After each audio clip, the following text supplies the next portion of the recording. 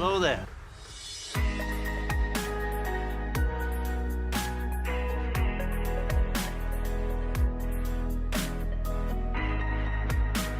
Welcome to Star Wars Coffee, the only place in the galaxy you need for all of the latest Star Wars news, leaks, trailers, clips, and more.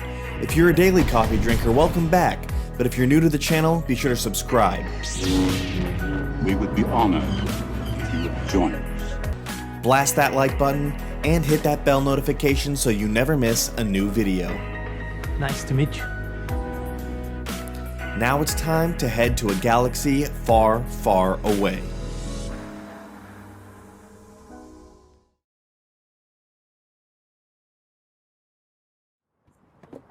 Go that way.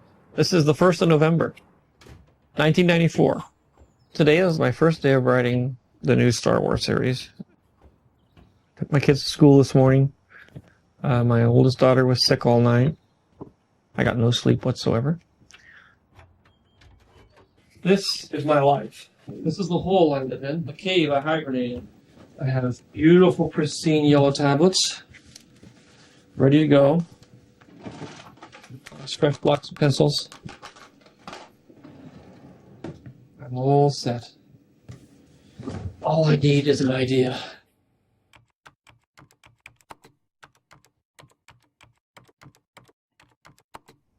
The original notes and the original outline are, I don't know, 15 pages. This whole early part was written to set up the films that were made. I had to sort of figure out who everybody was, where they came from, how they got to be where they were, and what the dynamic relationships were between everybody. There is drama inherent in it because there is a lot of betrayal and a lot of things like that going on.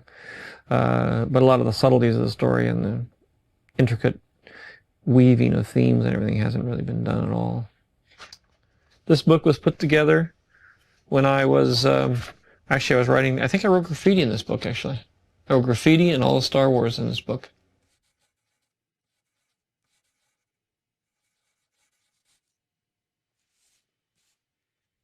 It's great to be able to sit by myself and just be able to do this. It's like a real luxury, actually. And, you know, I don't feel a lot of pressure. It's kind of fun. I'm getting to do a lot of research, which I love to do, and I'm getting a chance to think.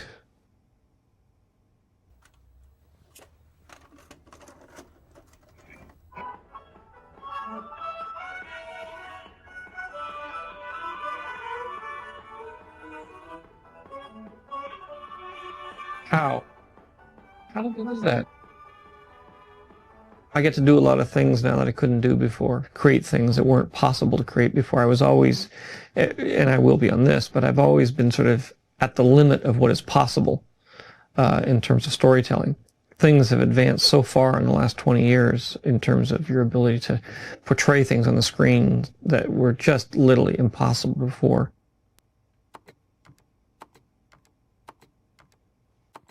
I think about the scenes all the time, and you know, they come in a mosaic, and then eventually all the pieces come together, and then there'll be some missing ones, and then I have to sort of sit down and really work hard to get from point A to point B.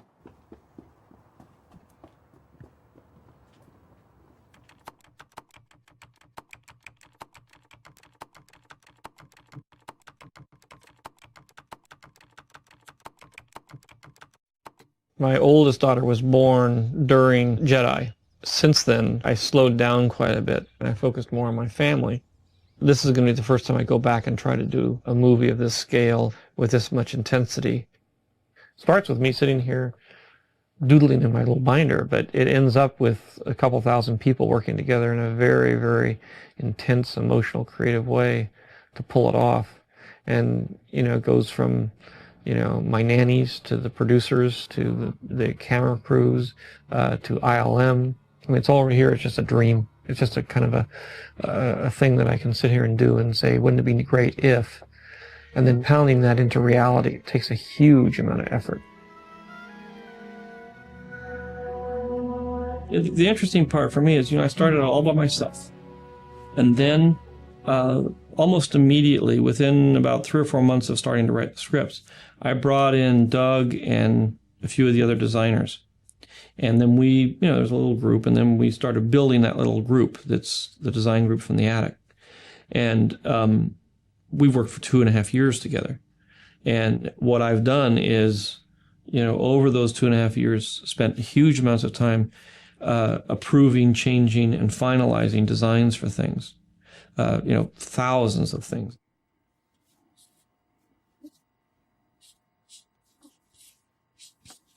Fine art was very important, especially to the Queens people. They really appreciate it. You can tell in their architecture, their sculpture, and their clothing, and so forth. And in episode 1, that element naturally carries over to their hardware or their vehicles. I grew up on certain types of science fiction films. I was a big science fiction fanatic as a kid. But when I saw Star Wars, I was really blown away, but I was actually kind of like, there are certain things that I didn't like about it. But the great thing was I went home and I kind of drew, my version of the X-Wing. I'd make this cockpit about a quarter of the size that it is, and I'd stick it back here. And then I'd take the engine part and I'd try to cut this part off right here. I started with a staff of 2, and we were given a huge list of vehicles, creatures, environments, and whatnot to design. And it was just a matter of sitting down and trying to comprehend, where to start first, and then how to design something that will live up to the expectations of everybody that's going to see this film. George is very reactive, and he likes to kind of see things. And he basically just said, I need single-person fighters and shuttles and so forth. So just like a small shuttle type thing? Well, I don't know what it is. Don't ask me those technical questions. It's neat, that's all. My decisions on what is aesthetically pleasing is really hard to nail down, because what I like is, obviously going to be different from what somebody else likes. It's a matter of getting in sync with George. And I hope that I've kind of gotten in sync with George on this film.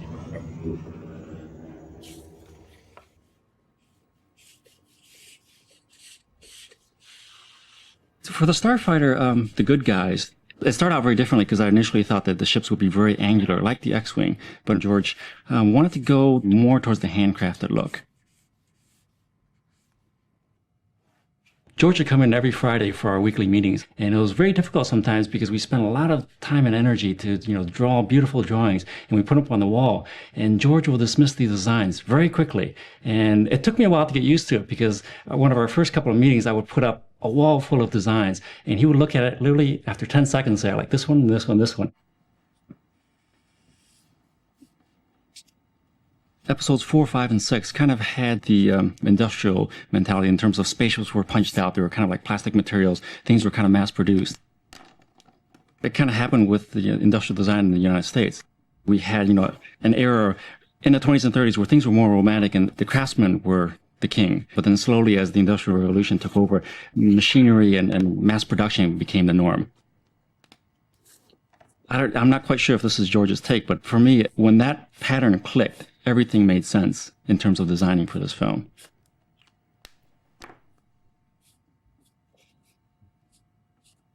I was very clever in the first Star Wars films in that I kept the design very simple, and I avoided situations where I was going to get into trouble design-wise.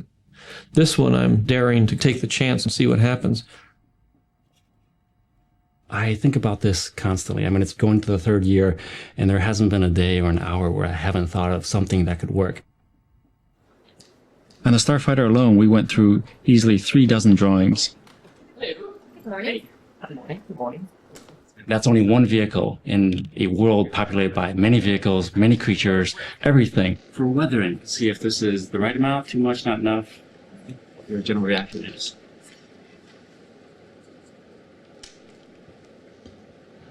I would say this is the most distressed. Okay. And then they can do minor, less versions of this. Okay. Now, the other thing we haven't really addressed is like paint chips and things. Do you want to I see think we that? can keep it pretty much the way it is. I mean, the one thing that I would tone down is this. Okay. It's not too dirty. Yeah. Okay. Hmm. The whole point of this is what works for the story. It could be the coolest thing, but if people don't know what it is or how it works in 5 seconds, it doesn't matter.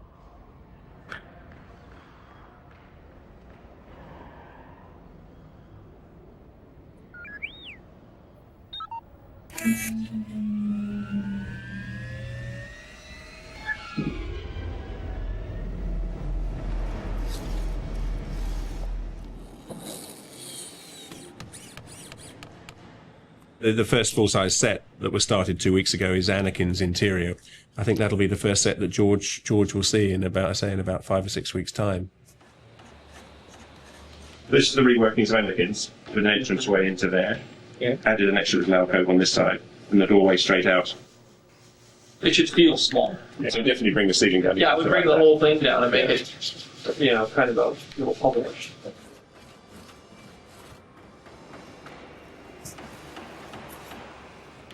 We're 8 weeks away from production now. Well, we're 8 weeks away from shooting, and the adrenaline's pumping, and we're churning things out as though there's no tomorrow. When you go have these finished by? Tomorrow.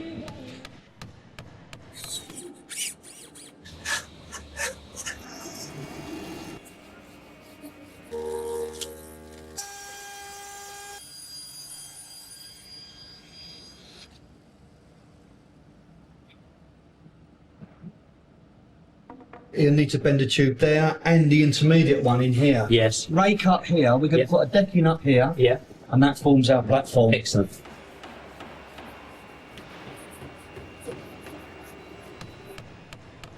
Anakin's Hub was quite an interesting one because obviously it was back in Tatooine, and George wanted it to have a certain feel, the homestead from Star Wars. The look of the movie is very, very important, and you want to develop a look that doesn't call attention to itself, that is very natural, but is very unusual at the same time, and gives you this sense of an otherworldly situation. So we could take this out. Yes. And then we can sort of dress, use it for real. dress this with junk. parts and Yeah. whatnot, which would be great. That would look good. George was saying, let's make it like any 9-year-old kid's bedroom. But of course, he lives in Tatooine, which is kind of slightly different.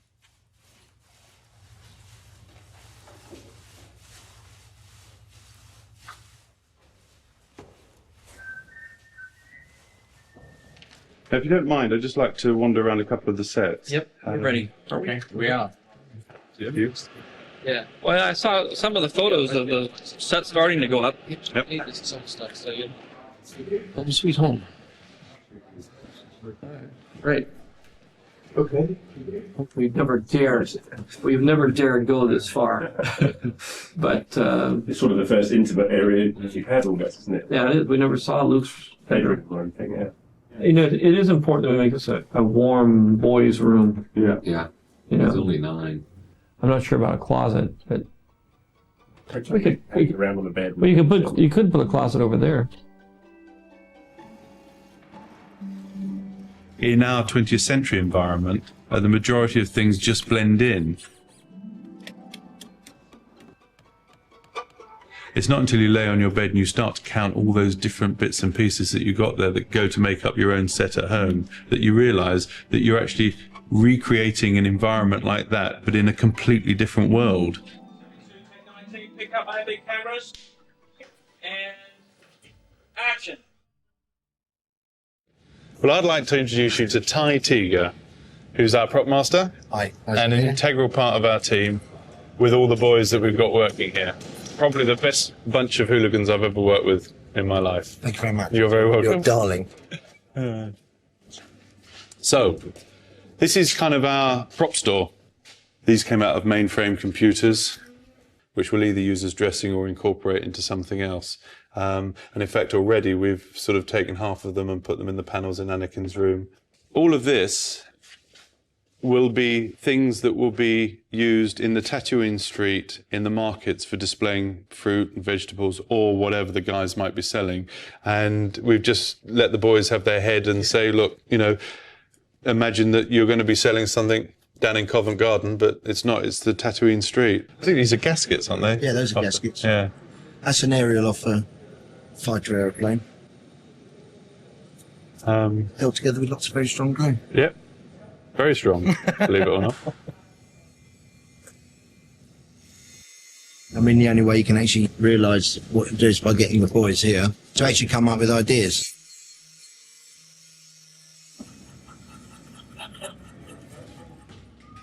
What do you call it? Gizmo, techno sort of looking sci-fi equipment, really.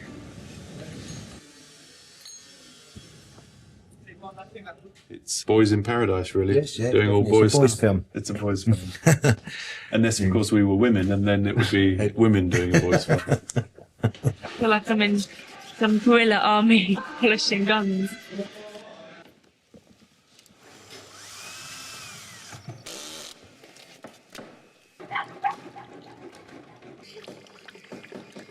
It's just like doing a sculpture. We'd have the base of the gun, and then we start to put things together like a jigsaw and say, well, that looks good on the top there. And all of a sudden, you've got a finished article.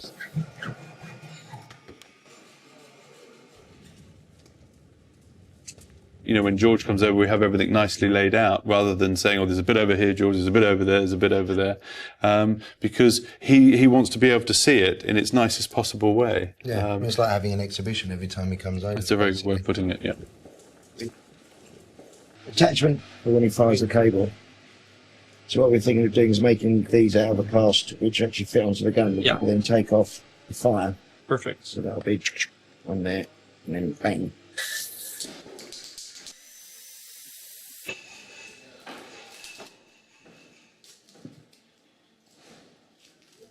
These are actually castings of the real original, but I think they're a gun that's held either like that. These are the machine guns. Yeah, dummy machine guns. I mean, obviously they're making real shooting versions of these as well. There's a shot where they all pull the guns out of the holsters and put the rockets in the end like that. Bang. Binoculars. Very good. Everybody looks so close. Uh-huh. Should be something nice. That was going to be the comlink for the Jedi. No, that's good. Okay. We're always a bit selfish. We'd like Yes. as much stuff to be seen as possible. And like the piece that you were spinning, I mean, that's a fabulous part. And maybe before they turn over, George would just have it spinning slightly. And things like that almost build up, don't they? They might actually start on that and pull out and reveal everything else, you know. The story is the most important, not the props. And you've got to get used to that. But it is the actors that are the most important, obviously. You know, we're just the background stuff, really. Well, as you can see, guys, that was an amazing tense situation between me and George Lucas, and we did okay. Thank you very much.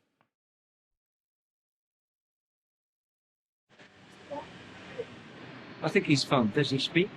No. No sound.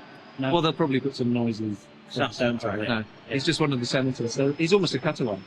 We've got tons of these that are just a few shots. Yeah, in the middle of a major scene. But it's great. We've brought over all the old stuff. We've got the original Yoda here. Have you got the original Yoda? And the original Chewbacca, that's which we're not allowed to damage or touch or alter because they're iconic. All the Einstein lines. I had to get something that was subconsciously register in people's minds. They'd recognise something vaguely, I hoped. And it seemed to work somehow or another. There is another theory. Yeah, there is a bit of me in it too. Yeah. The comic bits. So there it is. This actually snarls and comes up. Should come up quite a bit. Yeah, that still does. So does that one. Yeah. If the foam hadn't deteriorated, it would still work. Yeah. It's not too bad actually. And it does. The jaw does open. I imagine a bit, doesn't it? Yeah. Oh yeah. Yeah. Is the tongue still movable? It's a little bit on the stiff side. Yeah. Apart from changing from foam latex to silicon, because we're going to do the skin in silicon, which I'll show you when we get back there. Silicon foam. No, silicon rubber. I mean, foam. yeah, silicon rubber. And Of course, yeah. it's because basically it can be translucent, and you can make it very soft. Oh, even the eyelids. Can you make the left eyelids? Make them blink and the right eyebrow go up at the same time. I told you this guy.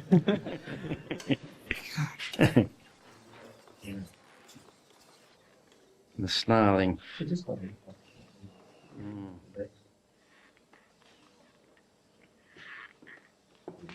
No, that's very good indeed. My goodness, that's great. Radio controls. Lovely. Creature shop? We're doing frogs, alien frogs for particular scenes. Everyone's done a frog. This is a creature film, isn't it? One or two, yes. Sometimes there's something wrong about certain heads, but we've got one of them. I don't know. Well, you've put them in the back room because what I've seen now, it's all got something, some character in it. So, Stuart, we thought that we should do something to mark your visit.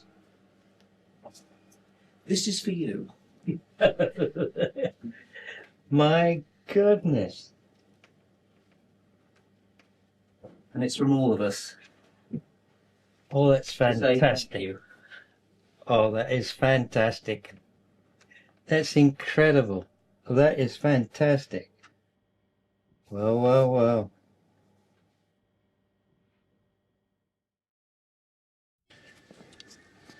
Okay, come forward a bit. Yeah. Okay, when you're ready? Ready.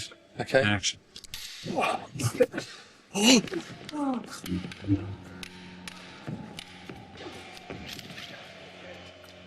I was looking for a kind of sword fighting that was reminiscent of what was in the movies that we'd already done, but a more energized version of it.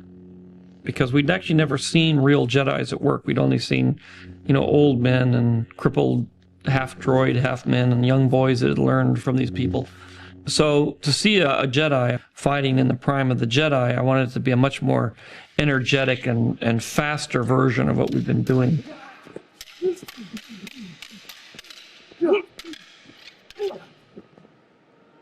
I'm Nick Gillard, I'm the stunt coordinator. When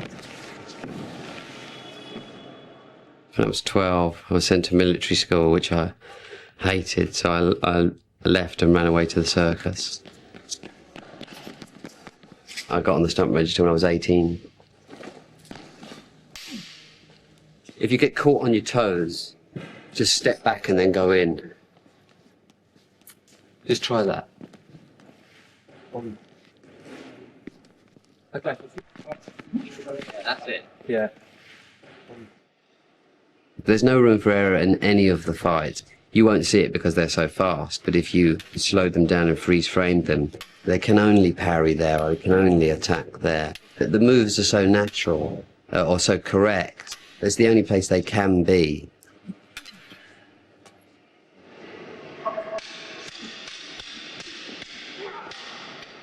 Since they had chosen such a short-range weapon, they would have to be so good if they're up against ray guns and lasers. So they would have studied every great sword fighting style and come up with a kind of mixture of kendo and samurai and every sword style there's ever been, and a bit of tennis and a bit of tree chopping, everything that you could swing at. You can clock it super fast, right? Like that. So as he comes in there, you go. Well, that's good because we've never done that one before. Yeah. Cool. So when we train actors, we would write a fight that made to be a minute long, but that'll be in 5 or 6 sections of 6 or 7 moves only. So then we just go through really very slowly and then just start picking up the pace.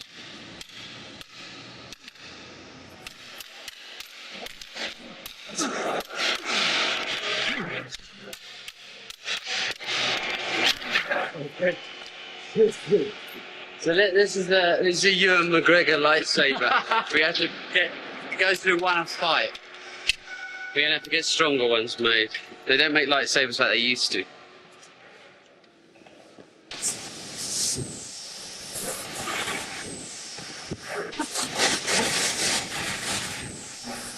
We shot a test fight to set this style, this sort of Jedi style. I wrote it very much like a game of chess played at 1,000 miles an hour. And every single move is a check. There's only one way out of it.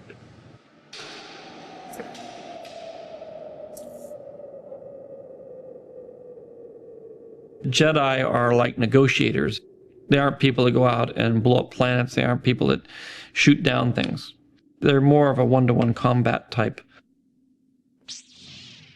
So I just want the form of fighting and the role of the Jedi Knight to be special and more spiritual and more intellectual than just a fighter or a superhero or something like that. Morning. Ben, come in, please. Bernie, come in. Go ahead. Nathan, come in, please. Morning. Morning. Morning. Morning, Bernie. Morning, Chris. Bernie, come in. It's Phil. Go ahead. Are you downstairs? Liam's here, Bernie. Any chance you can grab scrambled egg, bacon and tomatoes on brown toast? Certainly, on its way up. Thanks very much. John Shank's going to come and have a moment. You bring some milk up for Oliver, please. We've got a power problem. Are you busy at the moment? We've got a sunlight situation. I didn't hear you very well, Paul. What's the situation with the extras at the moment? Guys, everyone, listen up. Anyone who's ready, just step outside the marquee and we'll walk you over to the set. Anybody that's available to come over should come over as and when. Thanks. I'll send them down now then. Take them to the set. Okay, guys, we're going to go to the set. Go ahead, Bernie. I'm walking over from the base if someone can meet me halfway. The assistant directors as a whole are responsible for organising the day-to-day running of the shoot and what happens on the set. You would start as a floor runner, which is like a trainee. Then you would become a third assistant director. I'll get back to you and let you know. Where you officially have more responsibility. And as a second, I'm responsible for preparing what's going to happen the following day and the following week in terms of liaising with actors, making sure they know when they're coming into work. Morning, Mr. McGregor. Far too early for this shit. Preparing the call sheet. Wait a minute. That tells everybody what's happening the following day. That can be changed, John. 5:30. Just let me know. We've got 40 guys. We'll start them here, marching this way. Straight down? Straight down, being herded this way. This way. Yeah. All right. Could you divide the foot soldiers into 3 groups, A, B and C? 16 people per group. 12. Ben, I've got one more foot soldier for you. With these ones. Group B. You in Group B, sir. Right, Group B. Thank you very much.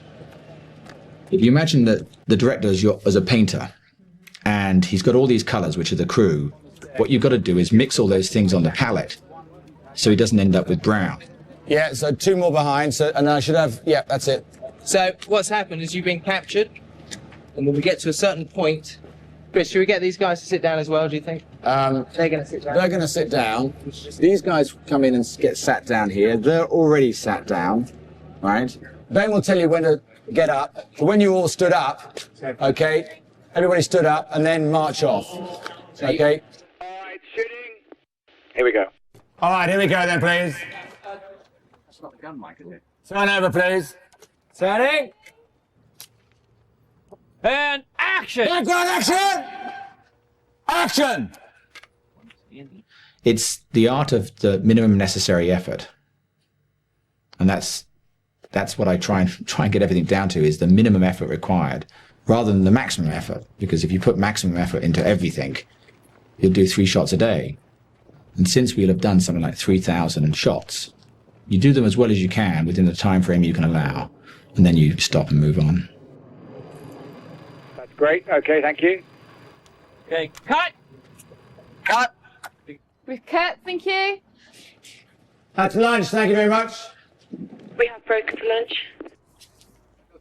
It actually feels odd when there isn't anything to do at lunchtime and you sit down. It feel feels guilty. That feels strange. Should be doing something. Yeah. All right, one more now without the white droids, please.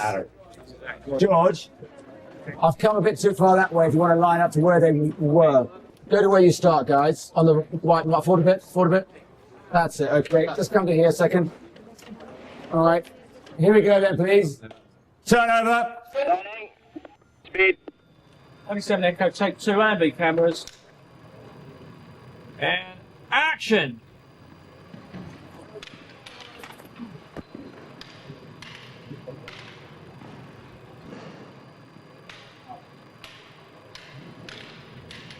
Okay, cut. Cut it. Cut it. Thanks. All right, that's a wrap. Thanks very much. That's a wrap, everybody. Thank you. Thank you. All right, see you tomorrow. Okay. That's a wrap. main unit?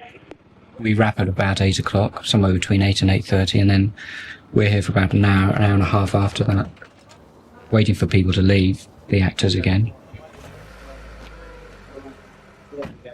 And then making sure we've got everything set for the next day, leaving at about 10 o'clock on an average. Getting up at 5 and getting to bed at 12 or 12:30, that's pretty normal. Get the foot soldiers out of their costumes. Copy that. And that completes the main unit crowd for the day. Great, thanks. Hi, my name is Cameron Finley. I'm 7 years old. I'll be 8 on August 30th.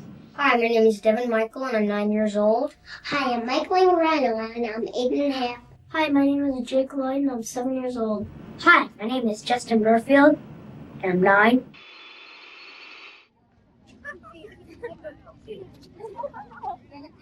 George wrote it knowing that it would be an incredible task to find the right child actor. He had every imaginable element built into this kid, from mechanical ability to earnestness. His look was important, his intelligence. And usually children's roles aren't that complex. And in Anakin, you had to have it all.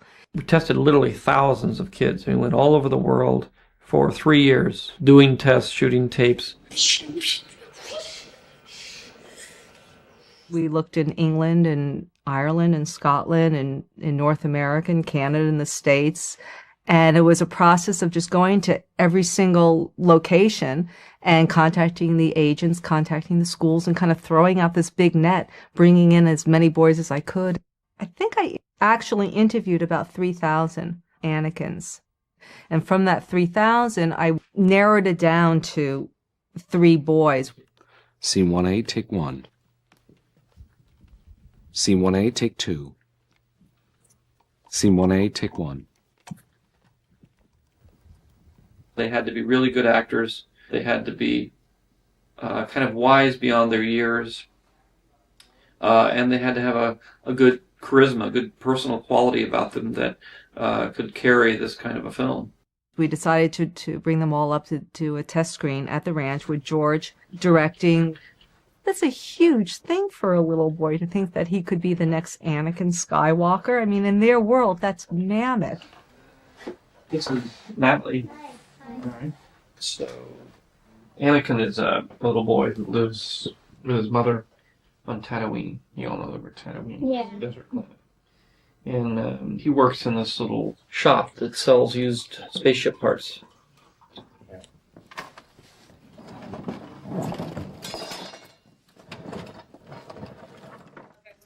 There's very few children who can actually act because acting is experience, and kids have limited experience. You've never met each other, so this is the first time you've ever said anything to each other. And speak. Scene 1, take 1. And action. I'm a pilot, and someday I'm gonna fly away from this place. You're a pilot? All my life. I'm a pilot, and someday I'm gonna fly away from this place. You're a pilot? All my life. I'm a pilot, Someday I'm gonna fly away from this place. You're a pilot? All my life. You're just a little boy. I won't always be. I won't always be. I won't always be. Great. Whoa, okay. Perfect. We had Leia and Luke, and then from that we had to draw who their parents could or would be. And so we're kind of going backwards. Natalie had to look like Carrie Fisher, and Anakin had to look like Mark Hamill. I was matching parents to children, and I was matching an ensemble cast. I think you have to be a bit of a investigator, and you have to enjoy the chase.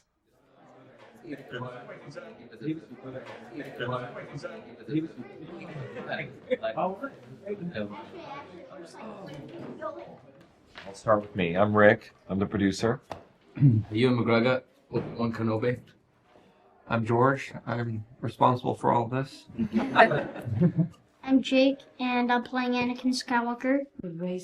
Everyone came to the table equal, and everyone had an equal shot at it. It's just who's right for the role, and that was the only qualifier that I had to work within. One of the most important things in this particular character is that he is a wonderfully nice boy. And then there's this very intuitive kind of gut feel you get about that's the one. With Jake, I just got that feeling. I'm a pilot, you know. And someday I'm gonna fly away from this place.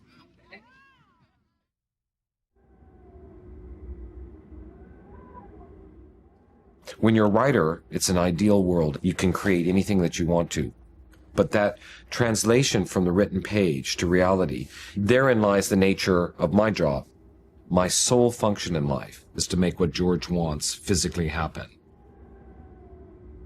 One thing I knew from the beginning was that Anakin was from Tatooine. There's no way you can really physically recreate that in any stage environment or even backlot environment. You have to go there. So very early on, Gavin and I went on a location scout to Tunisia.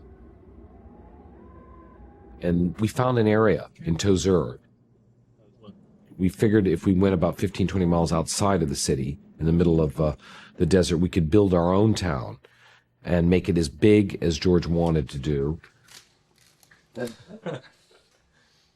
Okay, so these are all the pieces we get to play with. We could use that as the cafe, and just redress it. Take that. So the question sort of becomes, how much more do we need? We're talking about building this in Tozeur now, right? Yes.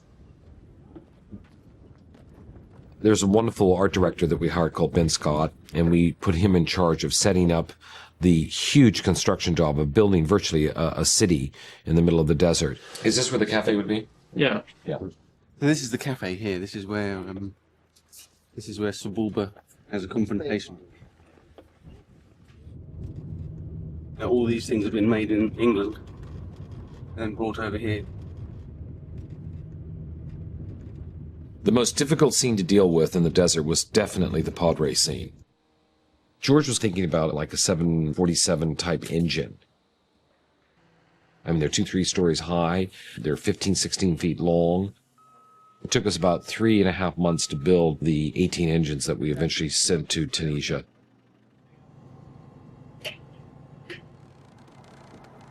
The movement of a crew to a location, it's like moving a small platoon across the desert. It's a campaign. And that brings a lot of complications, but it's really like war now. And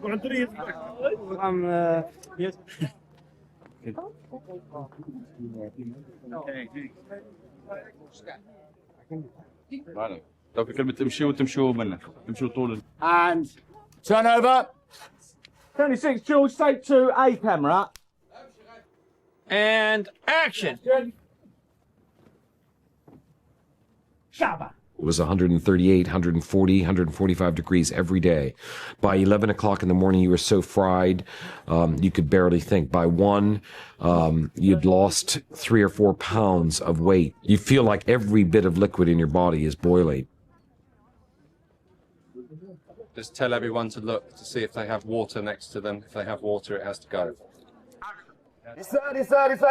Amen!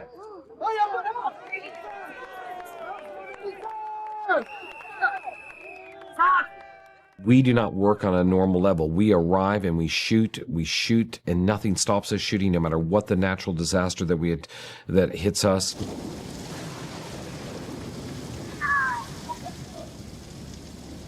As we drove back to the hotel after our 3rd day of shooting, I saw some lightning in the far distance. I was kind of alarmed by the lightning, but I figured it would pass during the evening. Sat down to dinner, and all of a sudden, all hell broke loose. لا هو في الأول معناها جاء رمل ونسمع. At the beginning, there were wind and the sand blew up. Very hot today. And we couldn't get radio contact with our security guards because they were holed up in the toilet. نحن تخبينا فهمت ولا معناها في التواليت كرمك الله. And they all ran to the toilet and they shut themselves in the toilet. I mean, the main thing here is not to have panic and everybody just to be running all over the place. I think we have to head up little teams of people and work methodically through it. It was devastating. You know, I figured maybe the tents would have been gone, but everything was gone. Let's get in here with Trish. Remove the wall from the roof. Push the roof into the middle with the poles and pull the wall off, and then you'll find your belongings underneath. You guys got the manpower, though, for the moment? Well, I for the figured we moment, get through this, yeah. Okay.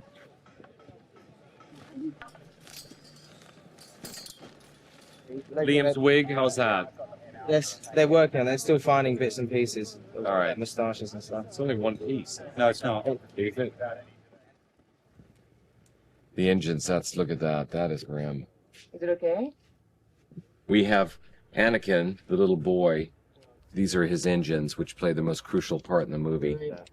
They're split in two, which doesn't look good. Yeah, this is heartbreaking. It is heartbreaking. All right, I think, again, if we push this back to the end, Mm-hmm. I mean, if we can live with Anakin working on one engine, we've got the replacement pod, which is in good shape. This is pretty good shape. There's a little battering, but nothing that can't be fixed up. This piece we can actually crack.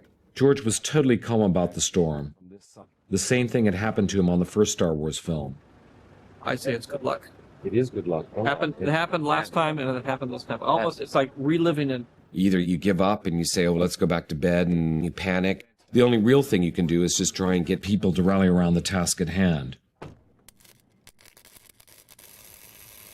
Luckily, we had this one set that we could still continue to shoot on. Pushing the pod race to the very end of the schedule, we never lost a beat after that, and we walked out of Tunisia the exact day that we were supposed to.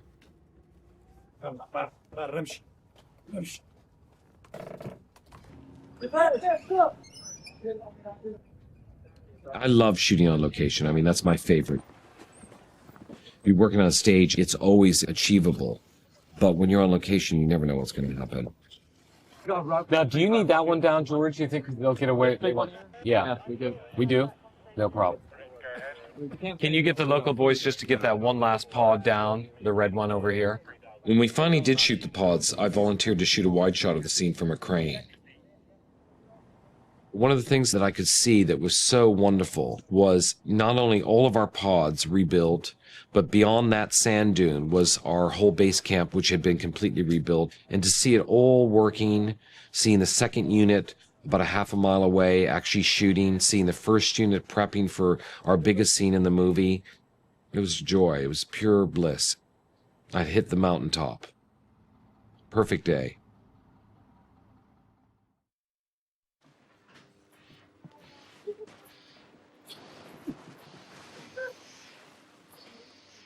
George said that this film is definitely a costume drama, especially for the Queen.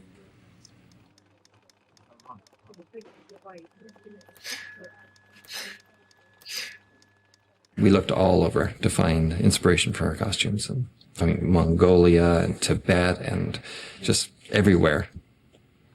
Okay, some suggestions for some of those new costumes. Ooh, this is in the right direction. Okay. If you could make that line more like this. I am nervous about all of the costumes actually working. I was paranoid until I went to London and discovered what a real costume designer does. The baton has passed to her. What was drawn now has to be made real. She's going to make it happen. Say 2 meters in the yellow going to pink. Would that be? Okay. We started off originally with only 5 costumes for the Queen. By the time we actually started filming, I think we'd increased that to 10 or 11 costumes. I don't think we see her twice in the same costume throughout the whole film. Because we're filming outside, we wanted a fabric that would move in a breeze. So we would have the breeze rippling through the top layers of her cloak. It's got to be about 250 petals on here now. And it'll probably be about a total of a couple of days shooting. So we do all this work and it's only for about 2 days. What is this part of the coat, I think? but I've made red. I think that would be safer being part of the underdress in a way. I very scrupulously avoided fashion in the first 3 movies. I got around it. I just avoided it. But I'm discovering more and more in this one. I walked right into fashion on this one, and I have not balked, so I'm going to be faced with it. It'll be very interesting to see what happens. So this is red, and then this is red. It's pretty intense.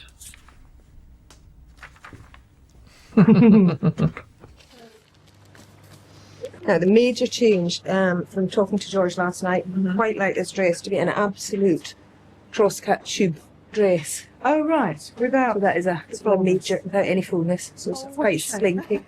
I think you quite like the idea of being able to see through it. Yes, well, it is lovely, isn't it? Yeah.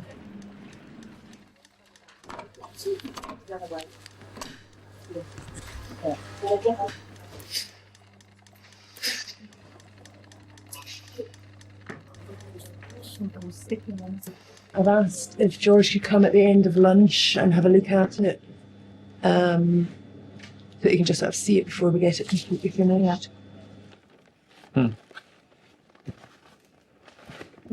Mike, could you maybe hold this for me? Yeah. Just drop that down a bit. Yep, I think that looks good.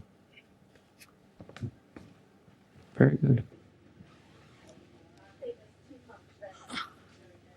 We got the effect that George wanted, which was a wedding dress that would be symbolic of happiness, possibly an ongoing relationship, perhaps. We're now about 4 or 5 weeks from the end of filming. We're still working and making costumes to be used next week, the week after. And again, if you wouldn't mind. We made well over 1,000 costumes.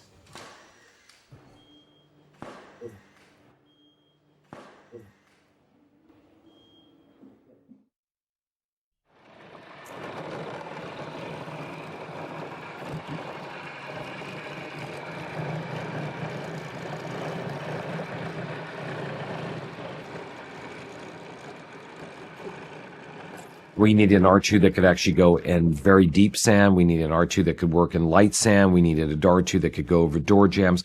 But I think something in the fundamental design of that 3-legged character has always been a difficult process.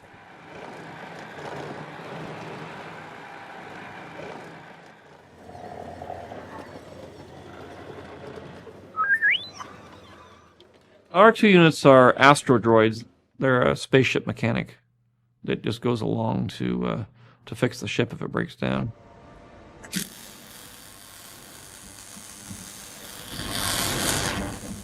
R2-D2 has always been a problem, and it takes a lot of very clever engineering to make him reliable and make him do the things that he has to be able to do. All we're doing is we're bringing him up to date inside, because when you look in here, it's amazing to trip into the museum almost, because it was 20 years ago. We're also going to get the weight lower. He was top heavy before, which I think caused him to tend to want to fall over quite easily. Yeah. So.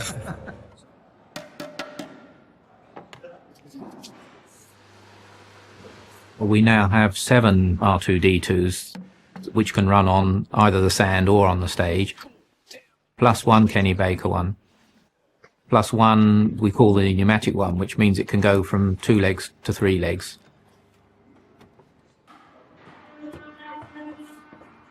R2-D2 actually, loving little creature that he is, turned into quite a nightmare for us. Now the first sets that we were on were Anakin's hovel, which meant R2 had to come in from outside, and the floor was uneven, so that was causing him to skid off at various angles, making him very difficult to control.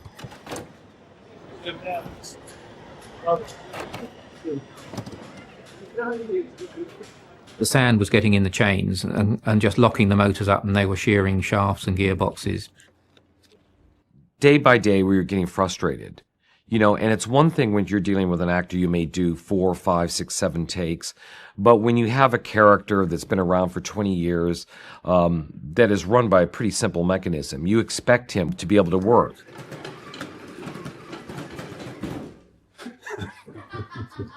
Cut. I have bad droid karma. On Jedi, the droids just were perfect. R2 could do anything. He was amazing. We had 15 of them. And he went out in the forest. He went in the forest, in the desert, everywhere. And action!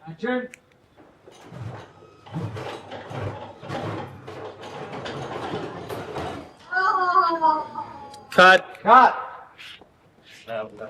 Yeah, I think we'll give up on this. Halfway through, George was pretty frustrated by having to wait around for R2. And it frustrated all of us because we'd spent so much effort and time and money trying to get him to be right. It was at that point when I said, okay, let's just do a huge event. Let's try and create the final R2, the R2 that can last forever. Okay. ILM did one version, and then our special effects department in England did another version. It wasn't a spare no expense experiment, but it was an experiment to see if two different groups of people could come up with some kind of mechanism to allow him to be a little bit more reliable. We got the 2 wheelchair motors that could push 440 pounds and created the new one, the Uber R2.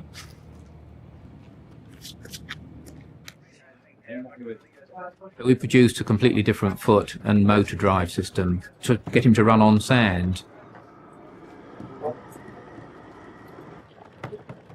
We got him running quite nicely in Tunisia. Is this the American one? Yeah.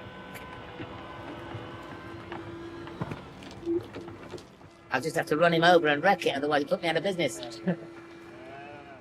This is the other R2, is it? Yes. Oh.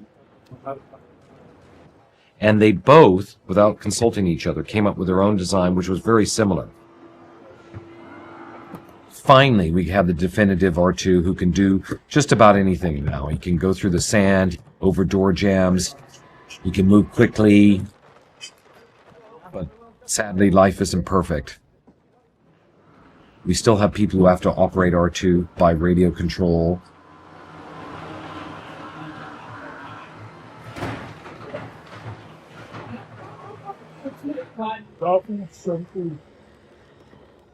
Hey, your daddy, Captain.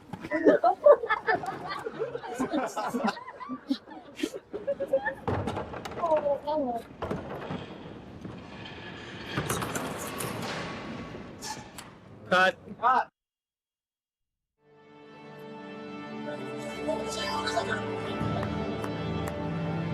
Good morning, ladies, gentlemen, good morning. Chorus people, welcome to you.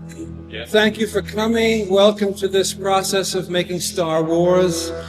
Our director is back in the booth here somewhere, is George Lucas. And I'll thank you for him also. Glad you're here. We're going to begin today's work with the woodwind setting at 33. Just winds, please, 33. 1, 2, 3.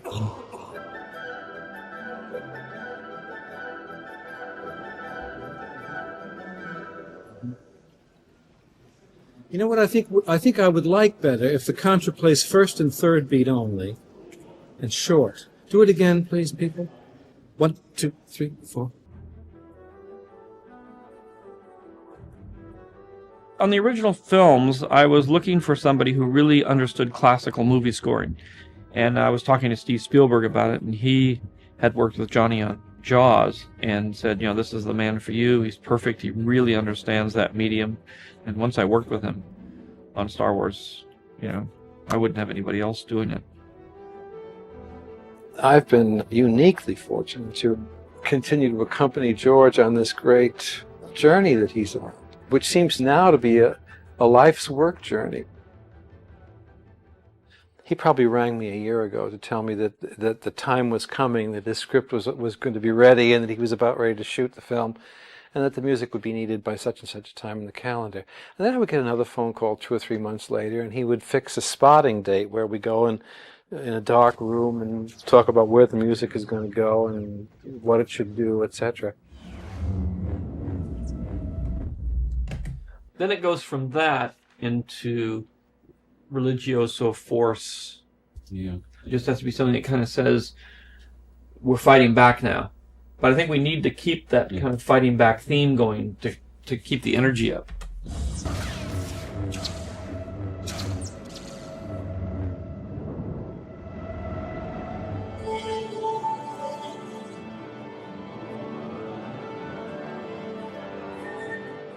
The great sword fight at the end of the film, the decision to make that choral was just the result of my thinking that it should have a kind of ritualistic or quasi-religious feeling to it, if you like. And that the introduction of a chorus might be just the thing.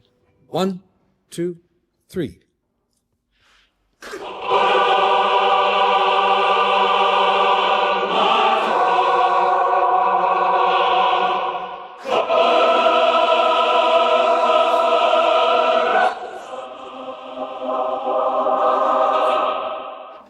People, I think, always kura, ratama, all of that. I've chosen these Sanskrit words because of the quality of the vowels. Do it again, please. See how pure a choral sound you can get. Don't force it. So. That's better. And the medium of chorus and orchestra would give us a sense that we're in a big temple. It's a wonderful piece of music with the choir and the whole. It's very operatic and very much like Star Wars.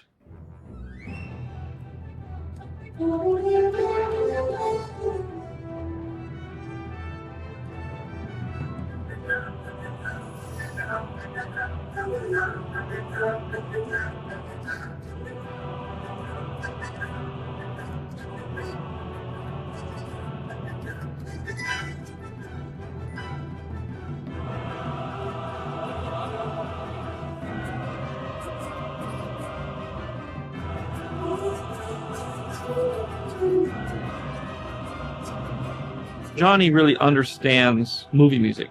It's not just music laid in there, it actually tells the story.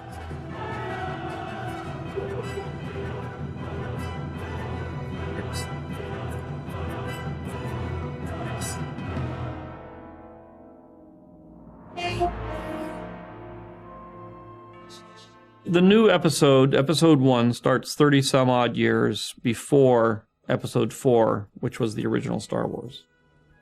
Ever since the success of Star Wars, I decided I would go back and tell the backstory of how everybody got there. Because the tricky part of the films are serials. They are designed ultimately to be seen as one big 12-hour film. And in that, there are sections and chapters that actually express the story of a family. The part for me that was the most revealing was when I first saw some film, especially film of the desert in Tunisia. I said, oh, I'm back. The characters were standing there, and it was Star Wars. I mean, we were back there, and it was exactly the same, and it was just like those 20 years had never elapsed. It was pretty amazing. The difference with this Star Wars is, it's part of a body of work that's been, it was conceived many years ago, and 3 films were made, 17, 18, almost 20 years ago. It's kind of become mythic in order to be another. Okay, cut.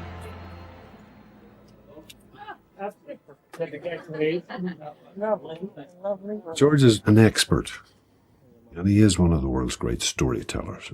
We were very aware we're part of telling this extraordinary story, and you get a sense of him. It's a very understated expertise he has.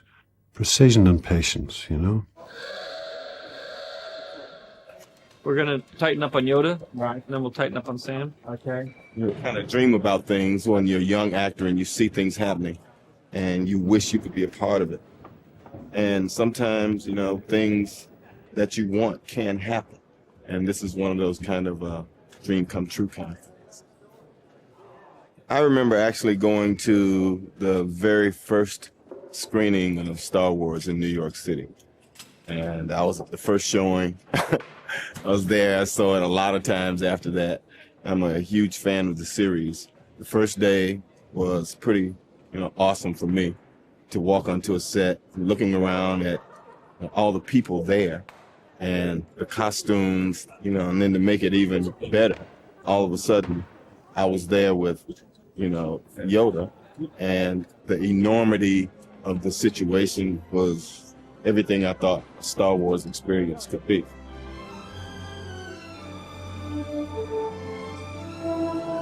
and it never stops. You would think you would get used to it, but I never got used to it.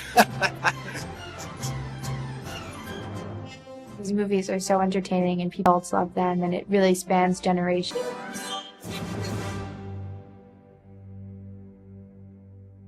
On the first films, I purposely avoided very intense design cultures. So I kept the costumes very, very simple, and costumes were designed not to draw attention to themselves. In the new film, the costumes do draw attention to themselves. They have to, because they're in a more sophisticated society. And to do that and keep it timeless is much more difficult. I think with respect to episode 1, it became pretty clear immediately that these were costumes that we weren't going to be able to rent or hire from any place around the world. And the only way we're going to maintain the quality and have the look, the true look that we wanted, was to fabricate everything.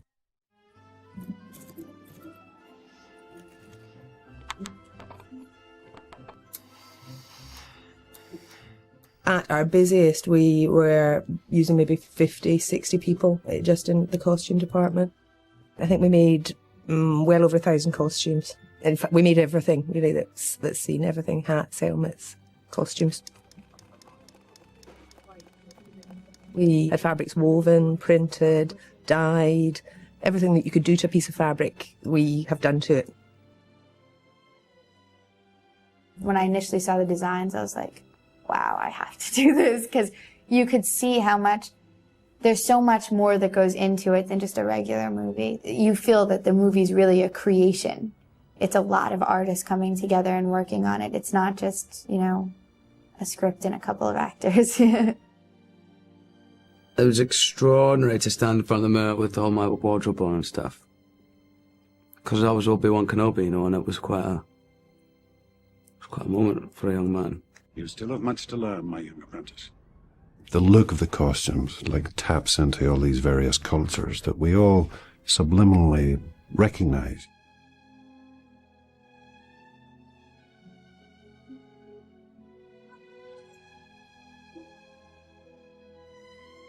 The designs are a little more outlandish, especially for the Queen. We looked all over, Mongolia and Tibet and just everywhere to find inspiration for our costumes. This is where we're going to get killed the most, or I'm going to get killed. I have very scrupulously avoided fashion in the other movies. I made the Princess Leia, very, very simple, just completely simple. No design, no fashion, no nothing. This time we're walking right into a fashion statement, head on. When I first started in the film, we were going to have 3 costumes for the Queen. And as time went on, George decided that every time we saw the Queen, that she was going to have a different costume. Somebody of that stature would automatically be changing her costumes to fit the occasion. She travels, she goes to the Senate, she has sort of official functions and non-official functions, and each one of those demands a different type of costume. Ian McKay did a lot of the drawing, and various other people in the conceptual art department, and sort of showed them to George at the art department meetings, and then, came back and said, yes, George likes this one, doesn't like that one. Some suggestions for some of those new costumes. Ooh, if you could make that line more. You basically take the screenplay and the written word, if you get to read it, or a verbal description from the director if you don't, and imagine it. Has a little loop on the side of her trousers for the gun belt to be held down there. The ski pant outfit. It's one thing to be able to draw something on a piece of paper, and another thing to actually make it three-dimensional and work. But Tricia couldn't do that. She had to actually deal with it and make it work in the real world. I think you quite like the idea of being able to see through it. Yeah, I think 4 inches on the centre backs. So there was a lot of redesigning that had to go on. So this is red. And a lot of working with different types of fabrics, different kinds of materials, different kinds of jewelry, and make it all fit together. 4 1/4 inches across. So was that mark the centre or? Yeah. I went to London and discovered what a real costume designer does, which is take 20 different fabrics, go, and next thing you know, there they all are, and they're pinned up, and it's a sheet of black just like you drew, but it's, 10 different pieces of material. This is the part of the Queen Travel 1 costume. It's completely handmade. So you start with a sheet of almost clear, it's like a cellophane. You do your design on it, and when you finish that, you stick it in water, and the clear fabric disappears, leaving the lace. So this fabric took someone probably a month to make, working at continually. It will be ratified by the Senate. Various places, antique trimming and fabrics from various parts of the world. This, I think, probably was about 1910. But it was quite difficult to tell just because it was a lace piece with sort of odd bits. Some of the motifs weren't complete, so we had some fantastic sort of embroiderers here who managed to bead it all back and add in the beads to make it look like one complete piece. Tricia is very good at bringing in antique cloths, various kinds of weights of cloth that would move different ways when they were layered on top of each other, things that I hadn't had a lot of experience with, and so I learned a great deal from Tricia. This was quite a time-consuming fabric to create because all the stones were gathered sort of on a beach. We did have problems with this in Tunisia because with the heat, the rubber sort of expanded slightly and we had stones popping out all over the place and spent quite a lot of time having to put them back in again. I thought that corner was meant to be slightly set back, but that's quite flexible, isn't it? That was a smaller piece and then had another piece here, depending on how fat to go underneath. It's very easy in a movie to want to make everybody be the same because then you can just replicate a particular costume. We've done 2 versions of this armour in different types of quilting. To do individual costumes and do them in the thousands is a very, very difficult task. But I did want the military to have several different kinds of outfits, that the officers were different than the enlisted men, that the pilots were different than the troopers. I'm going to say you've got a belt, you've got gloves. That thing on your head is perhaps a hat. Goggles and boots.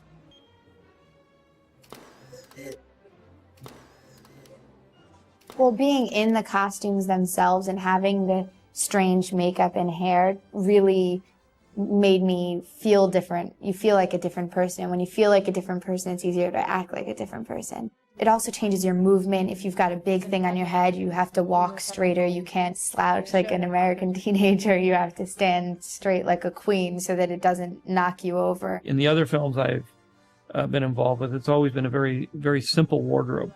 And this became a very complex, very designed wardrobe, a very fashionable wardrobe. I think people will be amazed by the costume. The images are so haunting and so beautiful. And I think it's something that they've never seen or witnessed before in any previous Star Wars film. I just think the great costumes. I think Ewan looks fantastic in his.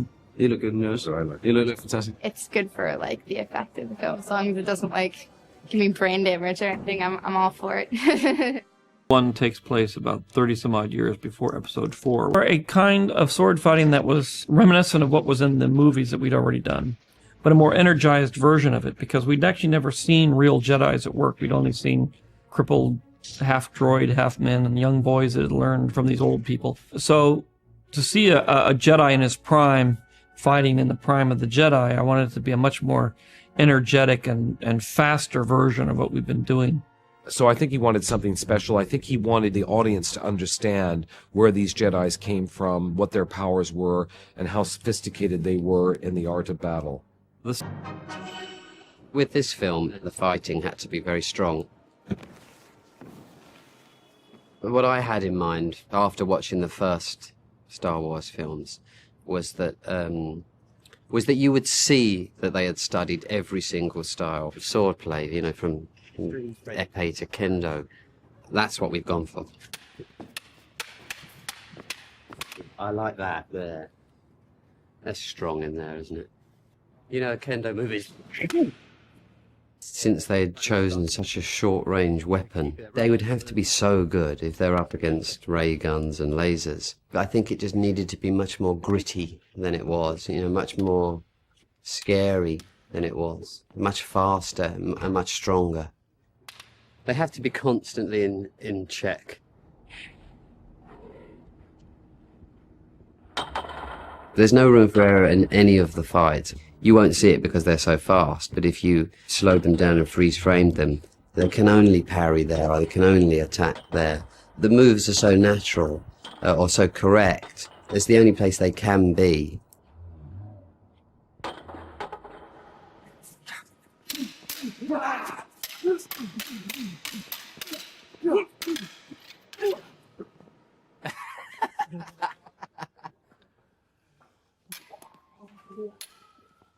The first time we were rehearsing these fights, of course, we started making the sound effects of the lightsabers, like, you know, we kind of looked at each other and I thought, okay, we have to stop that, you know. It's interesting. I mean, I've done maybe 4 or 5 films where I've had to do quite serious sword fighting. So I have a kind of a grounding in it. Normally with like sabers, you have to kind of hack, you know, and put weight behind it. But with these things, it's very, very gentle, kind of smooth and fluid. Fast movements, but very kind of gentle at the same time. And when they use their lightsabers, they're extensions of themselves, you know. I love having my lightsaber. It's the most exciting thing I've ever known. To have my own lightsaber is cool. There's not many people can say that they have one. I mean, you're almost straight out of that. Once that's gone in, you're spinning and chopping because he just steps in. Right, so what is it again from Yeah, here? just that from the... We were blessed with both you and Liam. I think they understood that it had been written almost as dialogue, and so they could relate to it very easily. And it's got such a particular style of its own, really, the lightsaber fights. So I don't know, it just all came together. I love it. I've really enjoyed it. Ewan picked it up in a flash, and now is I think faster than any of us. So this is a Ewan McGregor lightsaber. We have to go through one fight. We're gonna have to get stronger ones made. They don't make lightsabers like they used to. Liam has a beautiful style, powerful. Yeah, that's it. That's what it is. He's fantastic at it. I said I wanted a faster version of what the other movies were, more energetic version. And that's basically what he gave me. And I think the key to it was that we had a good villain who was a great fighter. I always wanted to fly when I was a kid. I wanted to be like the guys in the movies, so that's how I started my martial arts. I found Darth Maul, and he's being played by a guy called Ray Park, and he's very good in like kendo and martial arts, and he's a brilliant gymnast. I mean, you know, he's better than I am. We actually cast a villain who was a sword fighter. You know, when you have one of the characters who actually knows what he's doing and is really an expert at it, it definitely ups the ante for all the other actors to do their thing as well as they can. And I think it makes a big difference on the screen. We could see immediately he had the look, he had all the physical skill, he was incredibly disciplined, and the amount of work that this guy did was phenomenal. I mean, he put everything. He spent, 20 hours at the studio every day. The hatred that comes out of his eyes, there's no question that he is the serious bad guy. The makeup, which was beautifully done, instantly shows you someone of who is a real menace. The look of Darth Maul, the Sith Lord, I think it's cool. I think the makeup and the horns and the lenses and the teeth, you just can't help being naughty, just help being that character. I think we all have a bit of a dark side in us, and so I just try and bring that out myself when I play the character. No, he's got to kick him and then jump up, because in the next cut he's landing. He's jumping way up. Okay, so then he could kick him and then jump. Jump, yeah, you got to kick him and then jump. It would be not a very exciting sequence. I think it was all just done with doubles. I want to try something else, because most of the emotion of the fight is on people's faces. Do it slow. You go like that. Now you got to kick it. Now I don't even think if you did it with stunt people, they'd all be little tiny things in the frame. You'd never get close to the emotion that you get when you actually see the actors playing the part and see the actors struggling in the fight sequence.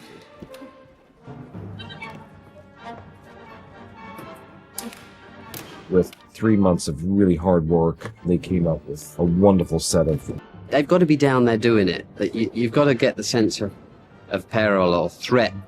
We want them to win. They're our heroes, and so we need to be there with them.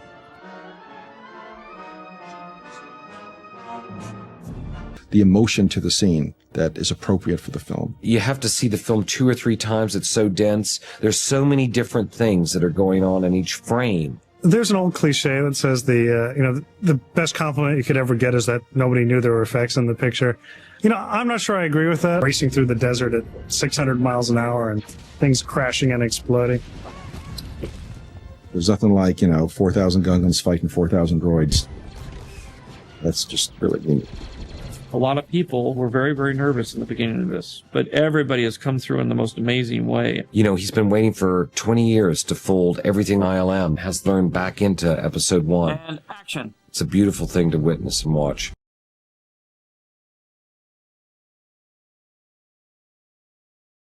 In order to get anything to happen, you have to take a certain amount of risk, and you have to sort of go into an area where you're not sure you're going to be able to pull it off. George is always known as an innovator.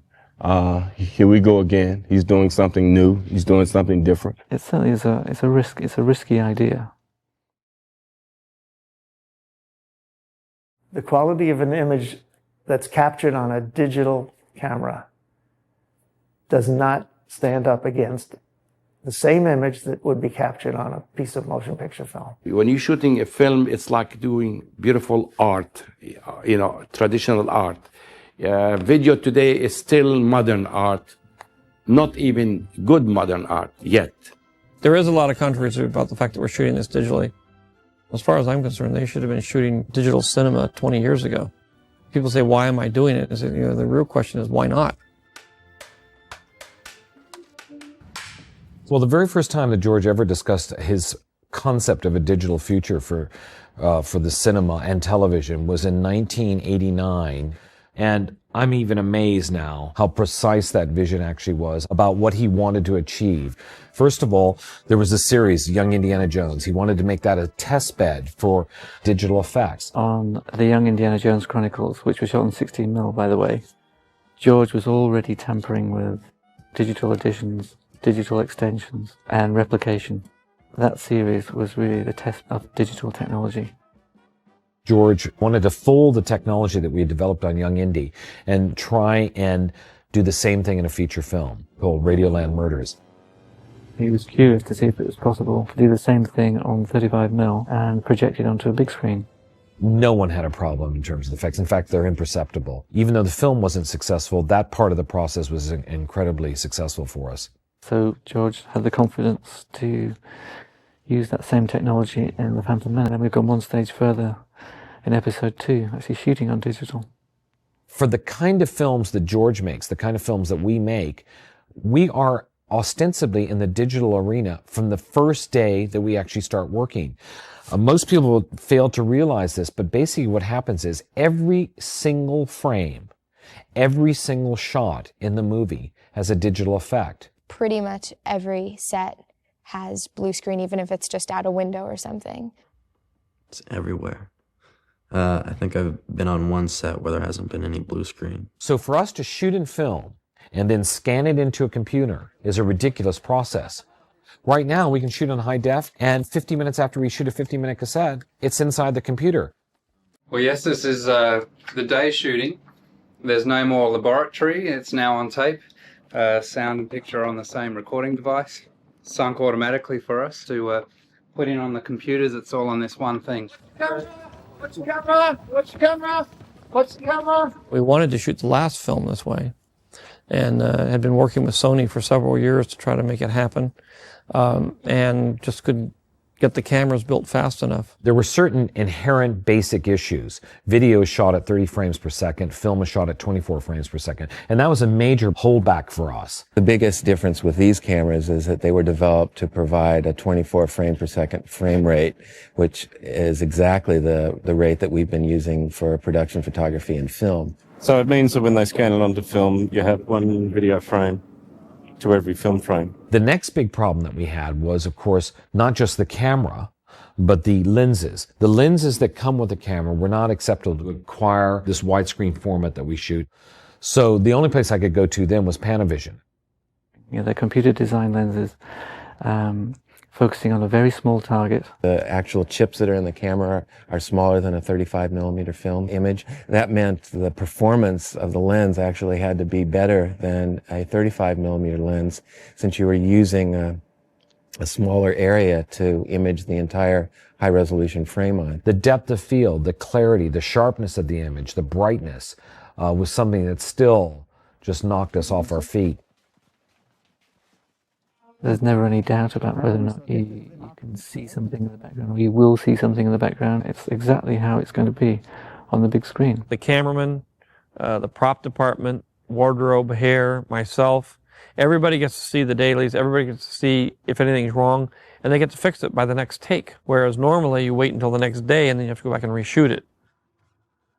The mobility of the film camera is still better than digital. I could move the Nariflex, move all of the work, go all over the mountains with any temperature and shoot. We spent years in the film industry trying to get the camera free. Now suddenly we're tied to cables again. On this show, we've got to plug 7 cables into the camera. An HD, a time code, a gen lock, 2 audios, and data. The camera, to be honest, does feel a bit cumbersome. It's pretty long, it's unwieldy. But already, even since we started, they've made a new zoom lens. It's half the size, half the weight. And next year, the camera's going to be half the size. I am sure it will improve eventually. It's digital is work in progress. Breathing down the neck of the film camera.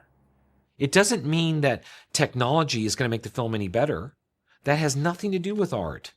Technology is used to tell a story, and that's the whole point. It's really the filmmaker and the storyteller and how well they're able to tell the story that counts in the end. The techniques they use are really a byproduct of that. Thanks, folks. First up in the morning, the other pod will come in. We'll take the grey pod out tonight. Heads. And we'll start with scene 5. We get the chart. So that's a wrap. I'm a visual filmmaker as opposed to a literary filmmaker, so the movie doesn't rest in the dialogue, it rests in the visuals. In episode 1, we had established a very Art Nouveau, very fluid form, and episode 4 had a very industrial engineered angular shape, and so now we're kind of bridging that gap. So we're mixing a little bit of both. Shooting back. Ultimately, the overriding factor on Obi-Wan's ship, and because ultimately that's where those ships grew out of. I think we can begin to introduce the wedge shippy. When he saw the design, started to incorporate his new storyline to it. And so the whole idea of taking that shape and turning it into a Jedi fighter evolved with the design process. Maybe take some World War I battleships, German, cut them off about halfway through, take them top and bottom and wedge them out a little bit. Okay. And then it's my job and the rest of the artists to come up with the background for that design and make it make sense so that no one questions the design when they see the film. We boom down and then... It's like, wait, say Mark? Obi-Wan's Jedi fighter is actually one of the very first ships now that we're starting to see sort of tying the aesthetic design that we've established in episode 1 with the pre-existing designs of episode 4. Usually high. That's tighter version. We're so familiar with that triangular shape as being the symbol or the icon for the really brilliant move, and it actually made the whole symbolism very powerful because you can slowly see how everything slowly starts turning towards the dark side. And even this could have a little bit of a... George has the designs in his mind, and he sort of is the master editor of all of this. He decides what is within the realm of the Star Wars universe and what is beyond it. For every design that I use in the movie, there's at least 10 or 15 designs that get rejected. That hair's going to be dry in a second, I think that's a big no, isn't it? None of it feels great to do. It always feels good to see, Sort of come down as he starts to climb into it. Yeah. Obi-Wan's fighter actually evolved out of about a dozen sketches. My feeling is that these are like Jedi here. The only designs that are turned into a model are the ones that George finally gives his stamp of approval that this is the design. We'll do a real quick mock-up, whether it's a small little prototype or a little foam core study model. It's to carry the design to the next stage so George can actually pick it up and hold it and look at it. And from there, he'll usually have more suggestions to improve the design. The real problem was reducing it down to be a fighter.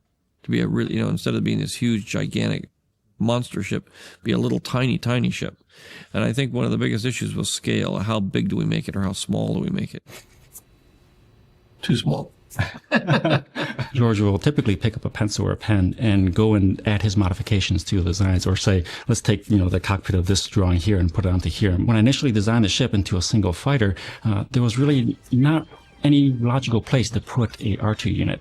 So this is the little R2 unit, and he actually can fit in there with a little bit of cheating. Okay. But he can't get in from the bottom, so is it okay if he drops in from the top? Drop in from the top. And will we see him do that, or? No. Okay, he'll just be there. There's a detail. Can you make his head go around so fast that it spins off? R4 is really an R2 painted red, isn't it? Careful what you're saying about R4, because you can get popped on the head real quick. Actually, we could have got the angle just right and done it. I've always wanted to have my own ship, and he gets one, and he gets to take off in it on his own adventure in this one, which is cool. And action. I mean, you're sitting in a wooden ship being rocked around by guys, and so to see it, I'm sure, because I haven't seen it yet, will be extraordinary. Cut. Okay, that was good. I loved it. That was beautiful. That was magnificent. Sorry, totally stop. What you do is you go where the story takes you. I mean, you really sometimes you have to be on location because it just demands it.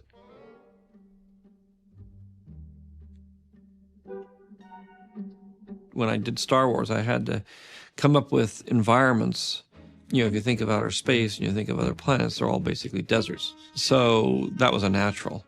To be able to go, 25 years ago in the middle of the desert and take this English crew, and movement of that was bold, and it was also foolhardy, and it worked. I thought we were crazy. Yeah. I thought you were crazy. Well, everybody did. Yeah. Oh, that's all right. I'm happy now. The most difficult and challenging location was in Norway, Finsko, the Hoth ice planet. We ran into, blizzards and whiteouts and all kinds of things that slowed down the production, stopped it for days on end. We didn't go to Norway to go skiing, and, we didn't go to the desert to get a suntan, and, it's like basically you're trying to get the work done. That was a different era in filmmaking history then. In those days, virtually everything had to be built physically, whereas we have much more flexibility now in the digital arena. We're getting closer and closer to where we have to shoot less and less on location. When we were doing episode 2, we were going to Italy for less than a week. We were going to Spain for less than a week. Tunisia just over a week. England just over a week. It becomes a really interesting challenge in terms of the movement of people, the feeding of them, making sure that they're taken care of. Yeah, driving to Travagliare. Ciao ragazzi. Most filmmakers would rather be able to focus on the work at hand and not have to deal with how do you get there and what the elements are like when you're there. It's 10 o'clock, and I just want to shoot and get started. I don't like getting my first shot off the slate. No. I was scouting locations as I was on my vacation, and I knew I had a scene that took place in some villa someplace in a beautiful part of the countryside that was extremely romantic. I had the exact location, but I didn't have the exact scene. I saw a picture of Lake Como, one of the locations in Italy. It's just surrealistic. It looks like it belongs in Star Wars. And before this, I've never been outside of North America, so it's my way of seeing the world a little bit right now, too. I think the thing I enjoy about locations in general is just the feeling that you're not in control, that anything can happen. The case with the rain is you look at George, he looks at you. We're in a digital environment. You have such control over every single frame. We looked at each other and said, hey. It's God's way of describing the scene. It could be worse. It could be snowing. Tomorrow we go to Tunisia. Africa. Desert. Very hot.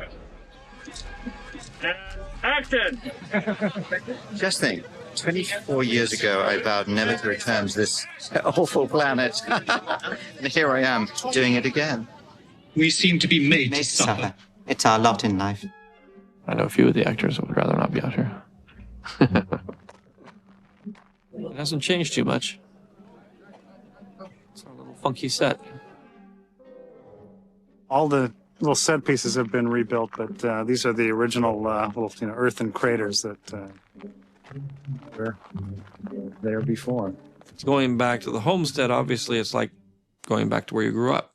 You know, it's a little weird, and it's a little nostalgic, and you know, there's a certain amount of emotion that goes with being back at a place you were, 25 years before. I'm getting spine tingles. I bet. You know, the most telling moment this morning was when I saw one of the moisture evaporators. The evaporators kept falling over in the middle of a take, which was kind of embarrassing. Then in the middle of a take, bits of my costume would fall off. The Jawas would start crying. All right, let's try one more a little bit faster. Almost any location I've shot on, I've been able to get material that I just couldn't get in a studio, or it would take a very long time to recreate digitally. The more real things you can get in your image, the more believable those images are, and you just have to sort of tweak them sort of on set or in post-production. All the environments that we're shooting, I've always intended to digitally change so they don't look quite as they are in real life. Technologically, we're in areas that most people won't get to for another 3 or 4 or 5 years, and we're always on the bleeding edge of it. With digital technology the way it is, we can recreate a lot of the vastness and the big parts of the location digitally. So, George, why are you shooting a shot for episode 3? I can't tell you that. You have to wait 6 years for that answer. 6 years. How much stuff are you doing for episode 3 now? Just this one shot. It means that I don't have to come back here. It's a long way to come and bring a crew of 60 people just to shoot one shot. And then rebuild the set and all the other stuff we have to do in 3 years. What happens if you decide you want another shot? I don't get it.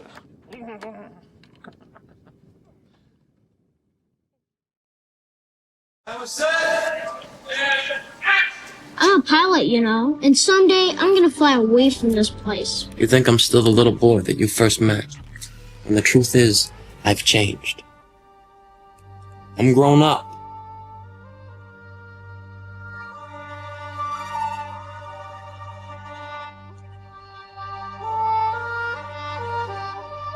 Whenever you're casting, first of all, you're always looking for a really good actor, somebody that really has a lot of craft and is really very talented, who fits the part that you've created. For the role of Anakin, we had a formal screen test. 102, take 1, Mark.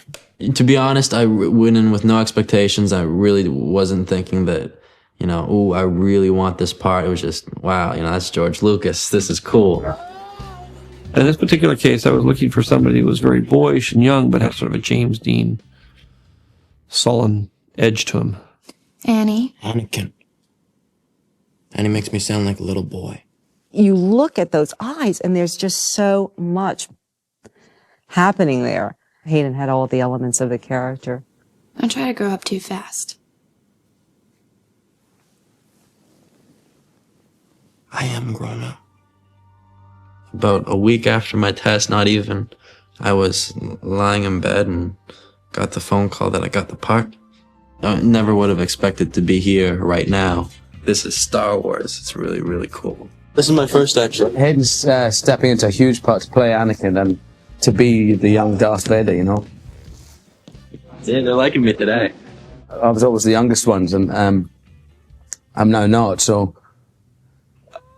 It's funny, the first day I had to take my lightsaber out on set. I didn't even realize what I was doing. And the first take I did, I was like, wow. I was like, oh, no, you'll put that in later, won't you?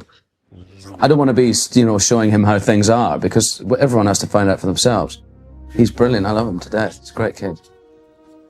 Anakin in this movie is a transitional character. He's going from the young Padawan learner to becoming aware of the fact there's more to him than that. He's always had a sense of longing for love in his life. Hayden's a wonderful actor. I'm really, really impressed by him, especially because he's very confident. And he's a much more complex character than the surface belies. It's not really a mystery. Everyone knows that I'm going to the dark side. It's kind of like the Titanic sinking. Excuse me for just a moment. Well, for me, it's just heaps of fun to go in and get dressed up as a Jedi every day and put on the boots and get to wear the cloak occasionally. Right. He's got a fantastic mind. He understands exactly the part. Every stunt he's got on this movie, he'll do it. We have a double. We have a good double. Hayden's actually too good, and I'm not really doing very much at all. I mean, he's fiercer than the double, and, you know, he's made out of tough stuff. I was heavily involved in athletics and wanted to be a hockey player, wanted to be a tennis player. It's Star Wars, you know? Why would you not want to be a part of every aspect that you could? I don't want anyone else on the screen trying to do my thing. You know? I'll take a few bruises for the team. It's a stuntman in me. As much as it is my character, it's all coming from George's head. He is the definitive of how it should be played. So you have to pay attention. Well, Hayden is actually a very talented actor. He's very good, very professional, works really hard.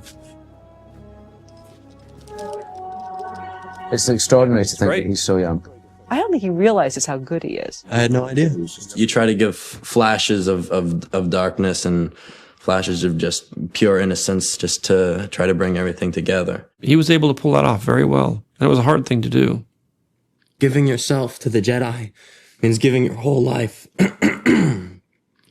Well, cut that.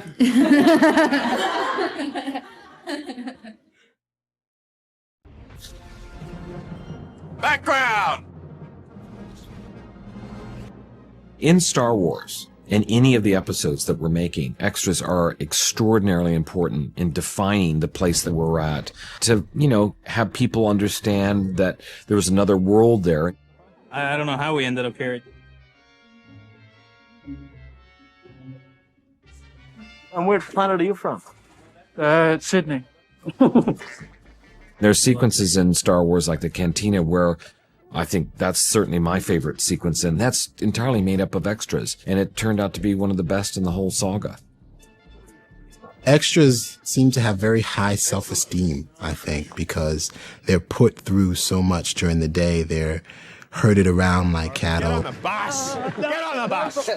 They don't do anything for hours at a time, so you have to really feel good about yourself. I'm a spaceman, but a very important spaceman.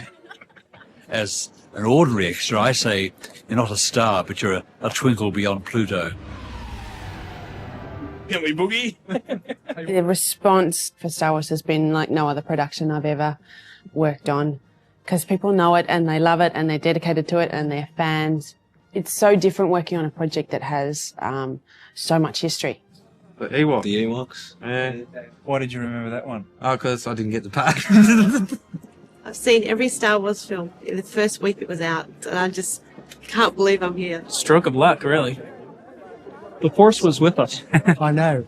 The reaction, particularly with younger people, when you just casually mention, oh, I've done a couple of days in Star Wars. Star Wars! I know, yes. Yes, indeed. I'm getting ready for my part as an intergalactic backpacker. You're all normal pedestrian. An extra is someone who is in the background of a scene who has no dialogue but may have a little bit of business. Go in the direction I told you to go as I walked along the side. You're an animated body. An animated body, a screen filler. So, folks, just pick it up a bit. Just be a bit animated. Just because you're in space doesn't mean that you can't have fun. You'll see that this is actually all fogged up. So it's impossible to see out of any of this. But I mean, that's the fun of acting, really, isn't it? We actually don't need an acting ability. You're always going to be doing the same thing. What we need is a look.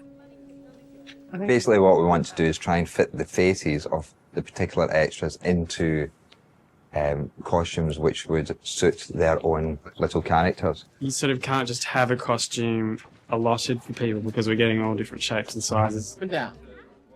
I can't see where he's moving the lightsabers. Jedi don't have to see. Got it? When you finish your schooling, you'll look like Ewan McGregor. Lots of facial hair, tall.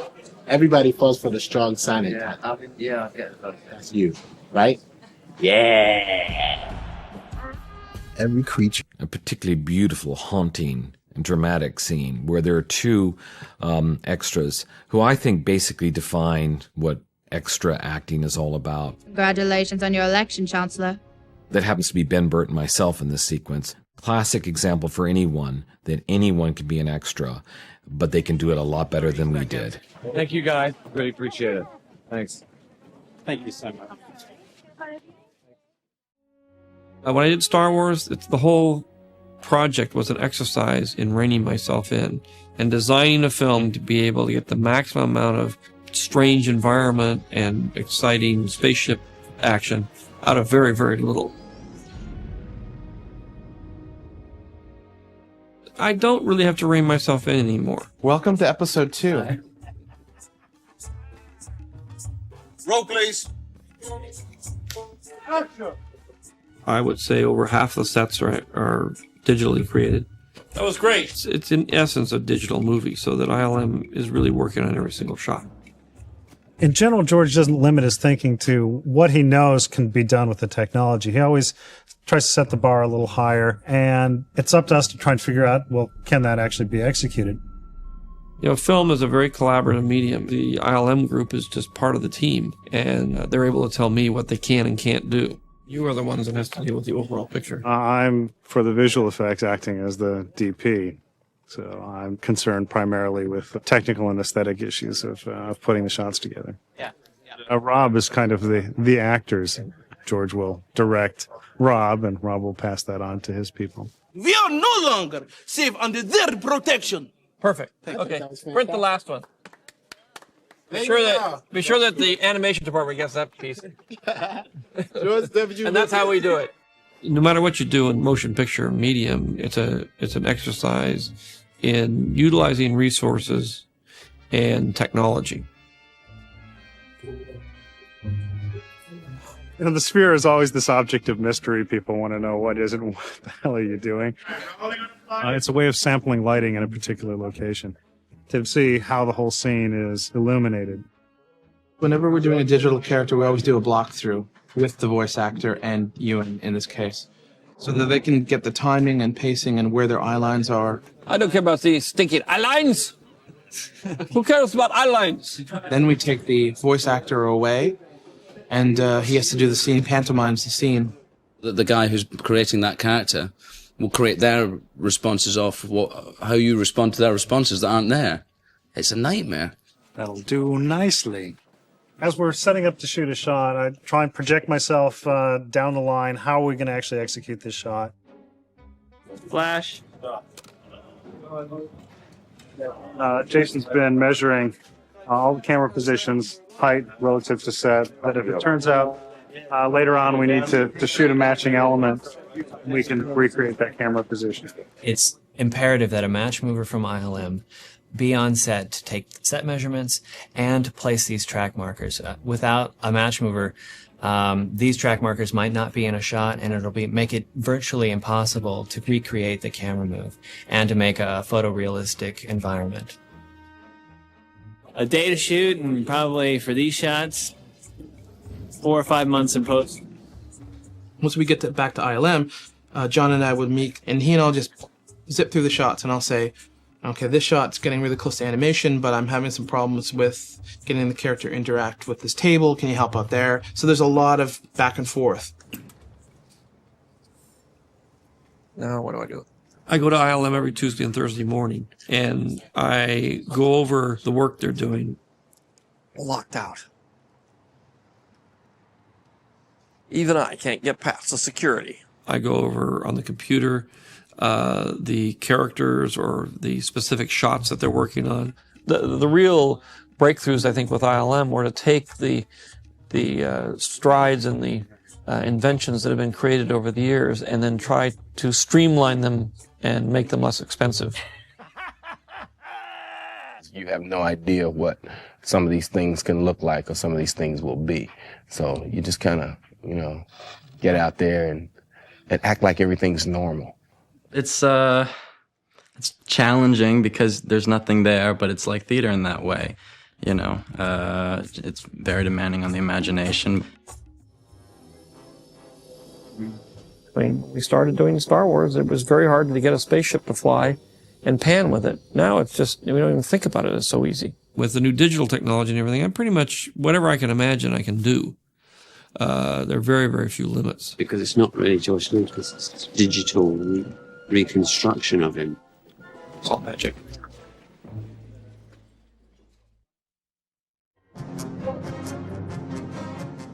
I think there's a great deal in the psychological effect of a movie that comes from the soundtrack. So for me, the sound is very, very important. It's half the movie. I've always had the sound designer working on the picture from the very beginning. Ben Burt created the sound for the laser sword that really affected how I approached the laser sword fight. Fantasy like Star Wars requires the complete fabrication of a complete sound world, from footsteps to explosions. Has just a great library of sound that he's worked with, and great experience and great knowledge in that area of the artistic development of sound. Matthew Wood worked on episode 1, setting up the whole sound design workstation that I was to use. He was my mentor and teacher to get me started. As I, Rip Van Winkle, woke up in the future and sound had gone from the Moviola analog audio to the Pro Tools and being digital. I provide him raw sound effects elements. We're revving it to the next level with the film. Let's do it with sound too. This is the only flying example of a Vickers Fimi in the world. This was the B-1 bomber of World War I. Ben has a huge amount of plane recordings, and a lot of those plane recordings have actually ended up as spacecraft in the Star Wars universe. Just wanted to get it. You knew something unique that didn't exist everywhere. I just have all the major parts of the movie in my mind and what we need to record and what elements I can provide for Ben. Pretty amazing, huh?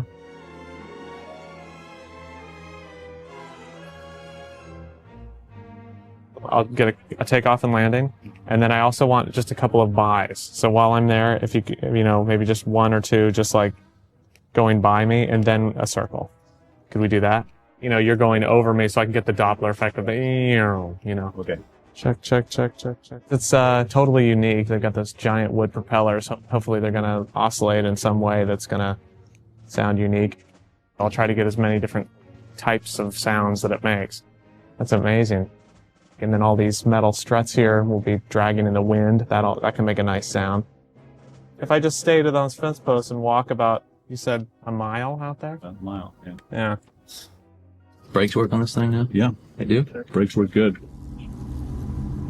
Are we ready?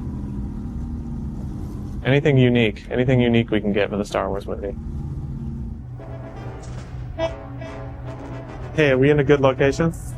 I want to get him like right when he's leaving the ground.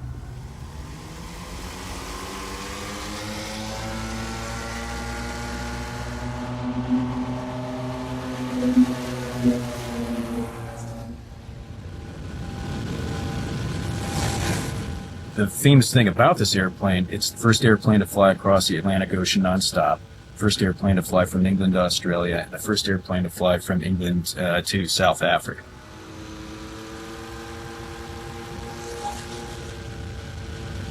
It does have a really interesting sound. It's like a giant car.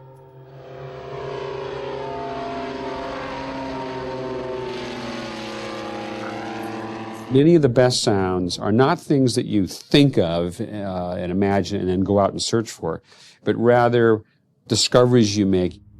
Sound is happening all the time, so you're going to get something. But a lot of the stuff that you get is unexpected. Cool. The basic things that you always need to record, especially for the Star Wars movies, are like, you need vehicles, you need pass-bys. You know, it might be the base sound, might be Obi-Wan's ship. No one was really going to be able to identify it as a plane, especially after Ben gets done tweaking it out.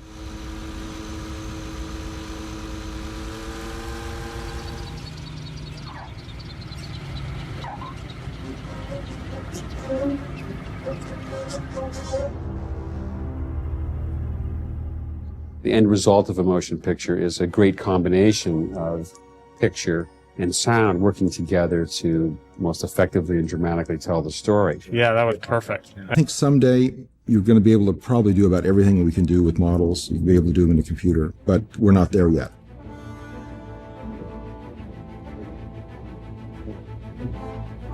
It just takes longer at this point in time for them to build and finish a CG model than it does for them just to build one.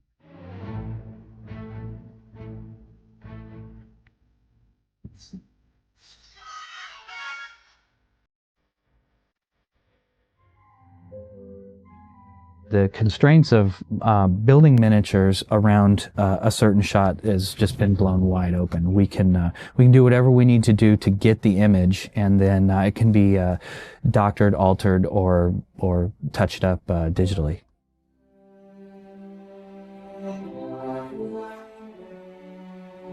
The major shifts in visual effects since I've been in this profession, that's just incredible.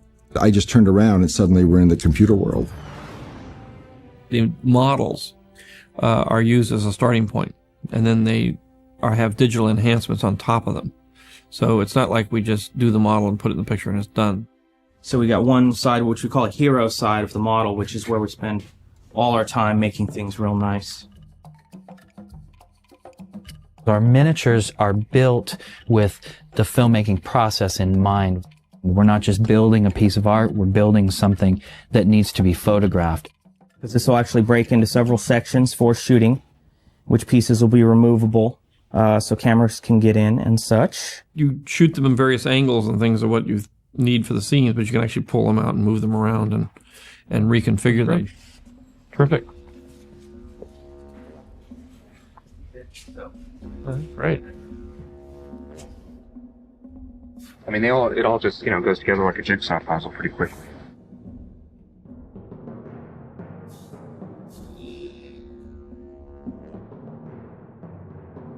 We have people who have very strong art backgrounds, and we have electricians, we have painters. We're doing a lot of miniatures as environments, so George went ahead and shot all of his actors in front of blue screens, and we're creating the rooms that they're actually acting in. So this is a 10-scale miniature of the interior corridor. Here's the artwork we started with. So we have a 100% miniature environment here, this hallway with Obi-Wan. That definitely sells it. Once a character goes into a model like this, it's a done deal, it's sold, and you really believe it. What you're seeing is all this is all the miniature stuff that we shot. And then the thing that you're missing here, because this is a shot in production, is all the digital stuff that goes in there that will change. But I don't think the shot will change. I mean, we've got that bug from George. Whenever we change a shot, it's usually finished. It's really just a way of getting a lot of detail very fast without, having to spend a huge amount of time on the computer to do it. If the shot requires the camera to be, say, inside a room or inside an environment, the detail and level of model making needs to be exact and perfect.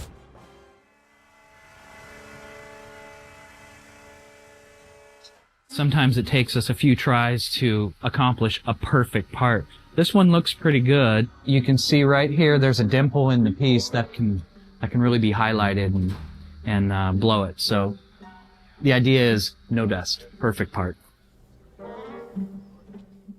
We have model makers that know just how to make a model look like it's correctly aged and built and structured correctly and weighted. It looks like a building has actually got the right weight to it.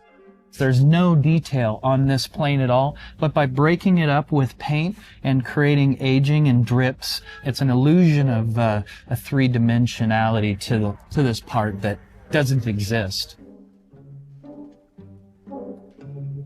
We have a limited amount of resources, a limited amount of time, and then you build whatever you need to build to accomplish a shot. In the computer world, all the computer guys will need to learn how to make the models, but also, and it's...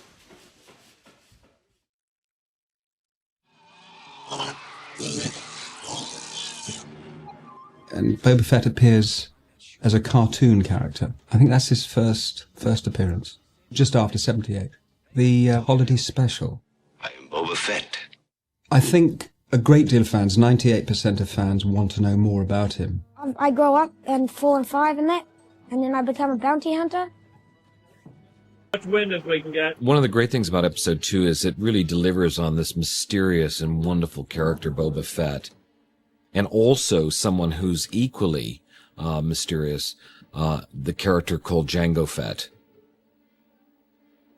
I guess he's the original bounty hunter then, because Boba Fett's like 11 years old in this one. Come back on Monday, I think, to fly his spaceships. Can you do that? Fly through asteroids? Fight? Shoot? Took him under my arm. Call me Dad now, while we're here. Okay, I'll call you son, just so we get the bit of bonding going. Yeah, we just got to use our imaginations. My younger son saying, isn't it fun science fiction film are done? Put Captain Sullivan in cargo hold. Human, yes. Origin unknown. Planet unknown. He was quite a special character. It's the mystery behind this uniform. You need to see the film several times to think, why does he wear this death head on his epaulette? They had little knee pads where I could fire darts with. They were Velcroed on, and by the end of the day, they'd obviously slipped round, so you'd have to keep shifting them. And if I walked, which I didn't do much of, they'd shoot across the room because the Velcro would snap off and fly. It wasn't easy. This is from Empire, and there's Boba Fett on set with his knee pads on upside down and his trousers rolled up. So when we first got the photos from the fitting and we put it next to, put them next to one another, you could see who it was meant to be, but also you could see it was a different character, which is quite cool. They used the Boba Fett costume for my costume as well. May the Force be with you, bro.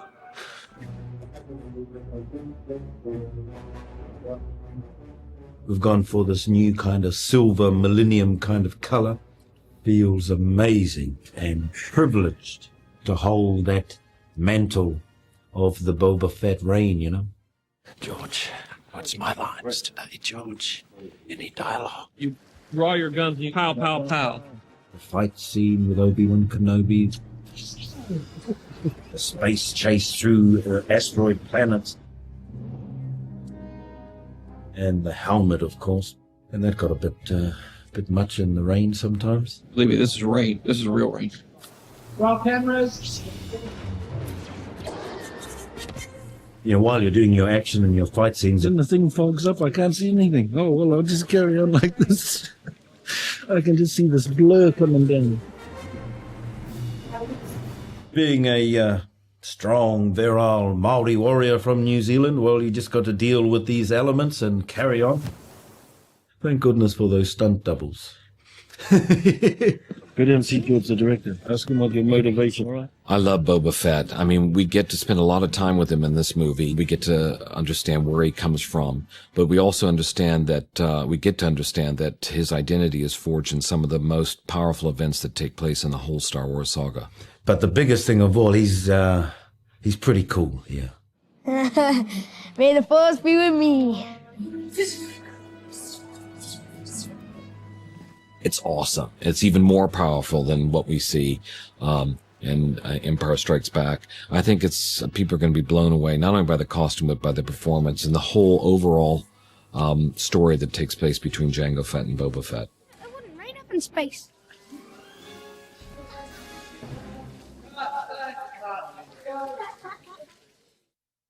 This is the heyday, the golden age of Jedi that exists in the world we have now. In Episode 2,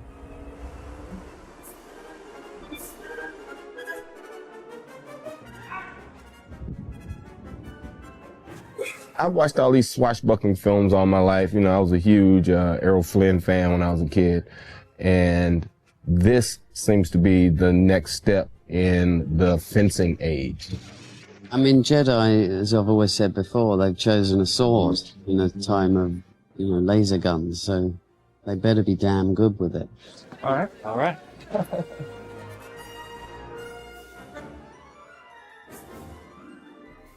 All Jedi don't fight exactly alike. An elegant weapon, When we started, there was a particular style developed. It's a combination of samurai and Western sword fighting. And when we did Phantom, we sort of progressed that style. You know, Nick Gillard creates a unique fighting style for each of the Jedi, and how it sort of reveals a certain element of their personality. Other Jedis have other ones, but that's the one, isn't it? It's mine. You have to distinguish between the characters, so you have to read the script a lot of times and understand the character. A lot of the aggression that I hold in my character is exemplified in my fighting style. He understands. Yeah. You know, he moves really well. He's tough. Anakin maybe loses control a little bit, and some of the darkness emerges, whereas a Jedi normally would have to be much more in control of the situation. Roll, sir! They're like marshals in the Old West. They're the keepers of the peace. They're given assignments to resolve conflicts. This Jedi walks by and ruins my action. With the ultimate threat of force if things aren't resolved. Don't touch it. Yo, what? Anakin, who's much more youthful, and I think Obi-Wan Kenobi's slightly more sedate. Right. Oh, sorry. He's much more confident now. It's 10 years or so past, I think. He's become the master, not the apprentice anymore. Obi-Wan, his fighting style is much more by the book, even though he's obviously very skilled. He has got extraordinary balance and hand-eye coordination. But yeah, it's a long process, and not just them getting the moves, but them keeping the character. Getting the feet right and getting the steps so you can actually do it. It's a lot like dance choreography. Your feet have to be right so that the strikes look correct.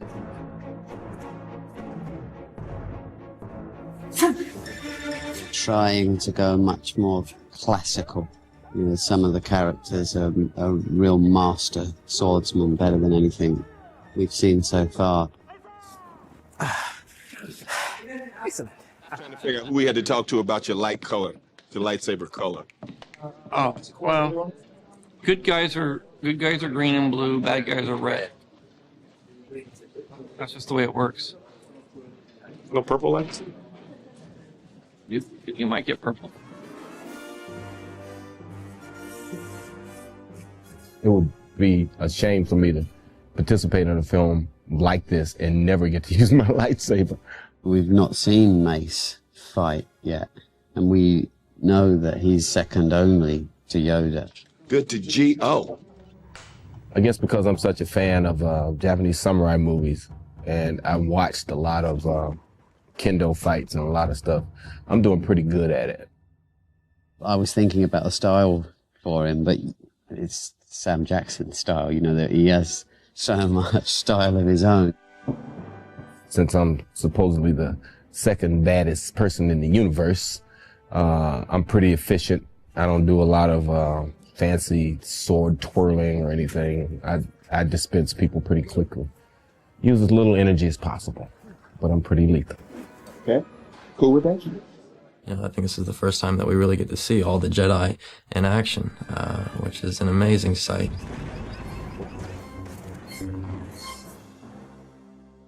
But are you using the force on the end there? Yeah, with him. Are you making him flop around like a dead fish? No. Say you going like... No. No. That's his own thing. It's gas.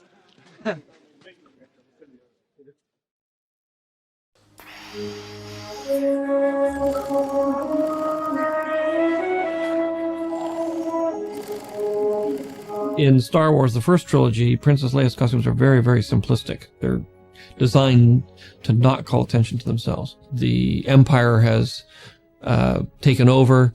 Fashion has gone out the window. Everybody wears gray or white in a world where evil sort of is in control of things.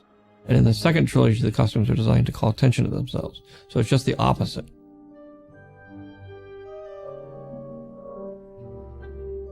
Tone it down a little bit. As I write the script, I work with a design group. I mean, this might be okay for Padme. And cut. pretty much as I write scenes, I say, okay, I got a scene here. What's up? In a romantic location on a lake, and it's going to be a love scene and that kind of thing, so I need an outfit to go with that. As George sort of progressed with the script, he sort of realised more that he wanted to show a softer, sort of friendlier side to Padme. The other costumes in the first film really were about her being a queen.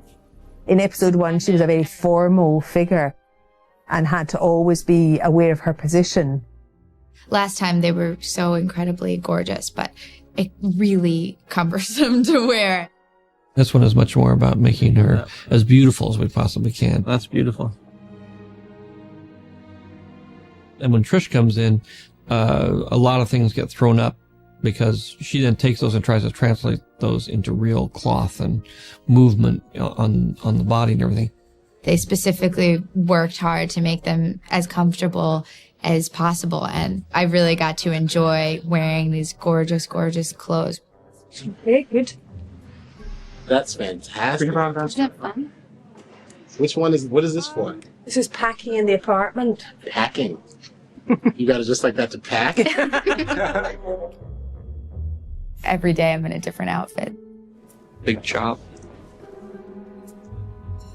Natalie no longer plays the queen. She's now a senator. So the costumes are less regal and less formal and less stylized. Why don't we put a t-shirt on her? How's that? My costumes are a little bit more revealing this time. Casual, softer figure this time.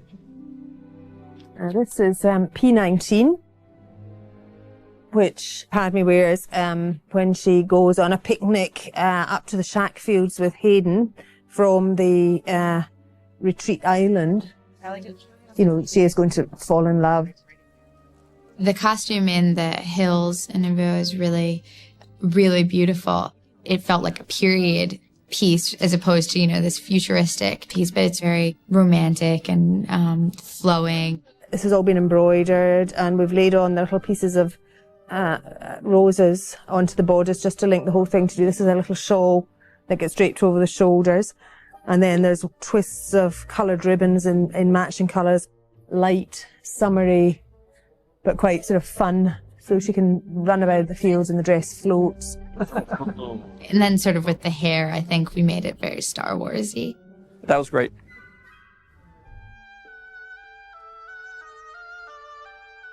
We have a much more romantic story, so that Padme's costumes are obviously more sultry in nature and, you know, revealing and pretty. There's one costume that George designed himself. And that was sort of the costume that, you know, I came on set and everyone was like, oh. That was an interesting costume to wear. And it was really hard at the end of the day because the corset was so tight. They made my waist like, you know, 20 inches or something. It's him. Magical. It's the great way that George sort of portrays women. They can be powerful and they can be soft and they can wear beautiful clothes and that doesn't contradict her strength. And I think that's great with this character. Let's sit for tight. She's this like tough, smart woman that everyone's trying to kill because she's such a powerful leader and she also wears the coolest clothes.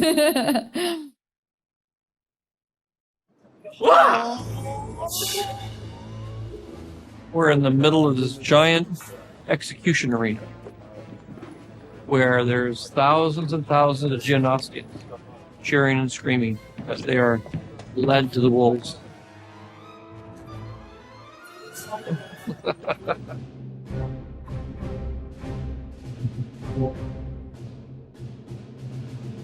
You're trapped in an impossible situation with no means of escape. Well, the arena scene in the picture starts out as an execution, and then it turns into a giant battle with Jedi. And then that turns into the Clone War. Real 6, as we call it. There are only 100 Jedi available, and most of them were at Jedi resorts where we go and rest. We had to call them out.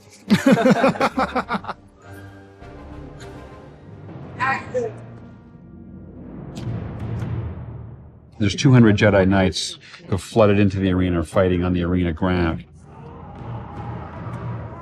To create that scene, we're filming each Jedi one at a time with 2 different cameras, so we can actually take the part of that fight that we like, and then we can actually composite them all together in one big fight where there'll be 100 of them all together in one shot. A lot of it is that more than the other kind of movie, this depends on trust. And if you don't quite know what's happening, you get, especially actors, get very nervous.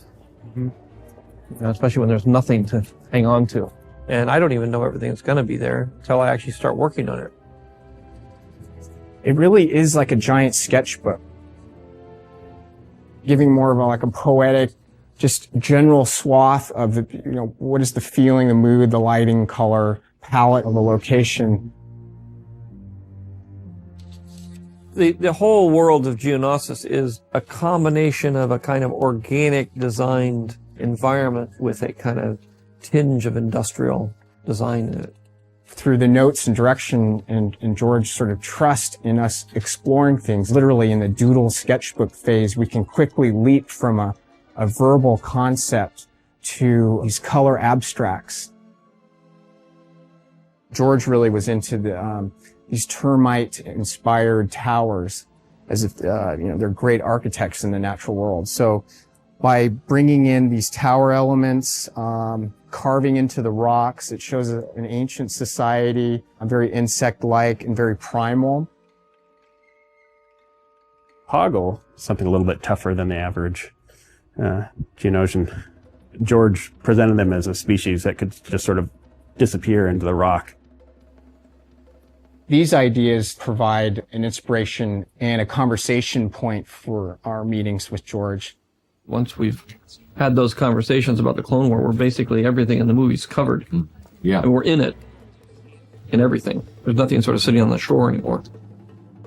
It was a giant arena where there was an execution, so it was very much, you know, like a Roman Colosseum in that guise of a spectator sport. We built this huge stadium.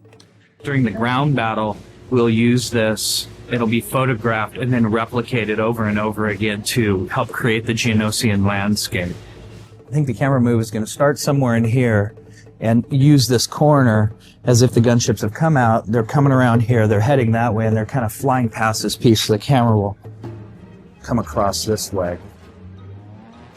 Fabulous. Anything that you can imagine and turn it into a completely photorealistic event where you can comp in any actor and it's seamless is really the dream that all of us have. It's his point of view, so the camera would be right there. You see this edge. Pretty tight then, right? Yeah. Yeah, it's kind of sort of a waist shot. Yeah. Okay. Shoot that, then we have a geography of what it is we're looking at in terms of backgrounds and whatnot. I've always wanted to have my own ship, and he gets one and gets to take off on his own adventure in this one. A bit like Luke Skywalker does in his X-Wing when he goes to find Yoda. They are using a bounty hunter named Jango Fett to create a clone army. Wait. Your clones are very impressive. You must be very proud. They'll do their job well.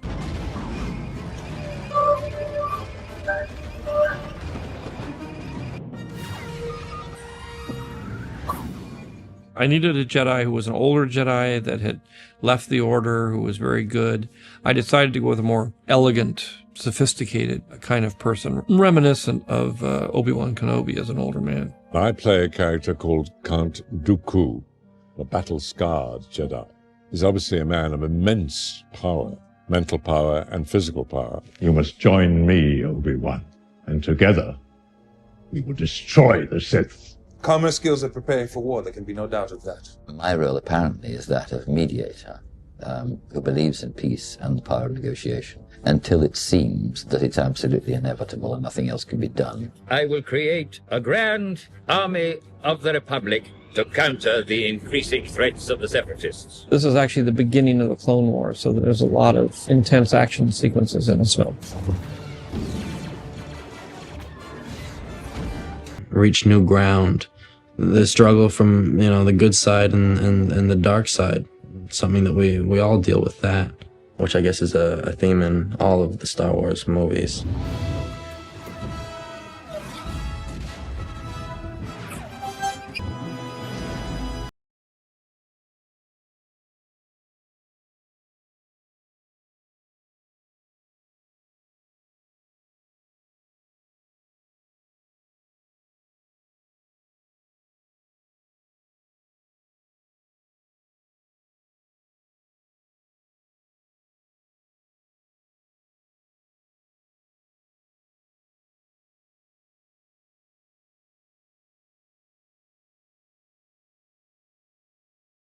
that I love. Episode 2 is George's first real romance movie. It's still got, all of the classic Star Wars elements. It's got a lot of battles and stuff. But the story is really centered around this love story between Anakin Skywalker and Senator Amidala. In the earlier films, episodes 4, 5, and 6, there is a little kind of flirtation, but it's never carried very far. Obviously, Han Solo and Leia fall in love with each other. You like me because I'm a scoundrel. There aren't enough scoundrels in your life. I happen to like nice men. But that isn't the sort of core of the story, and it takes place over 3 movies. This one, it's a much more condensed love story. There's still a lot of action and more. It's sort of a... When George first began to speak to me about episode 2, when George said to me, why don't you make a love theme? It's like the old Hollywood movies.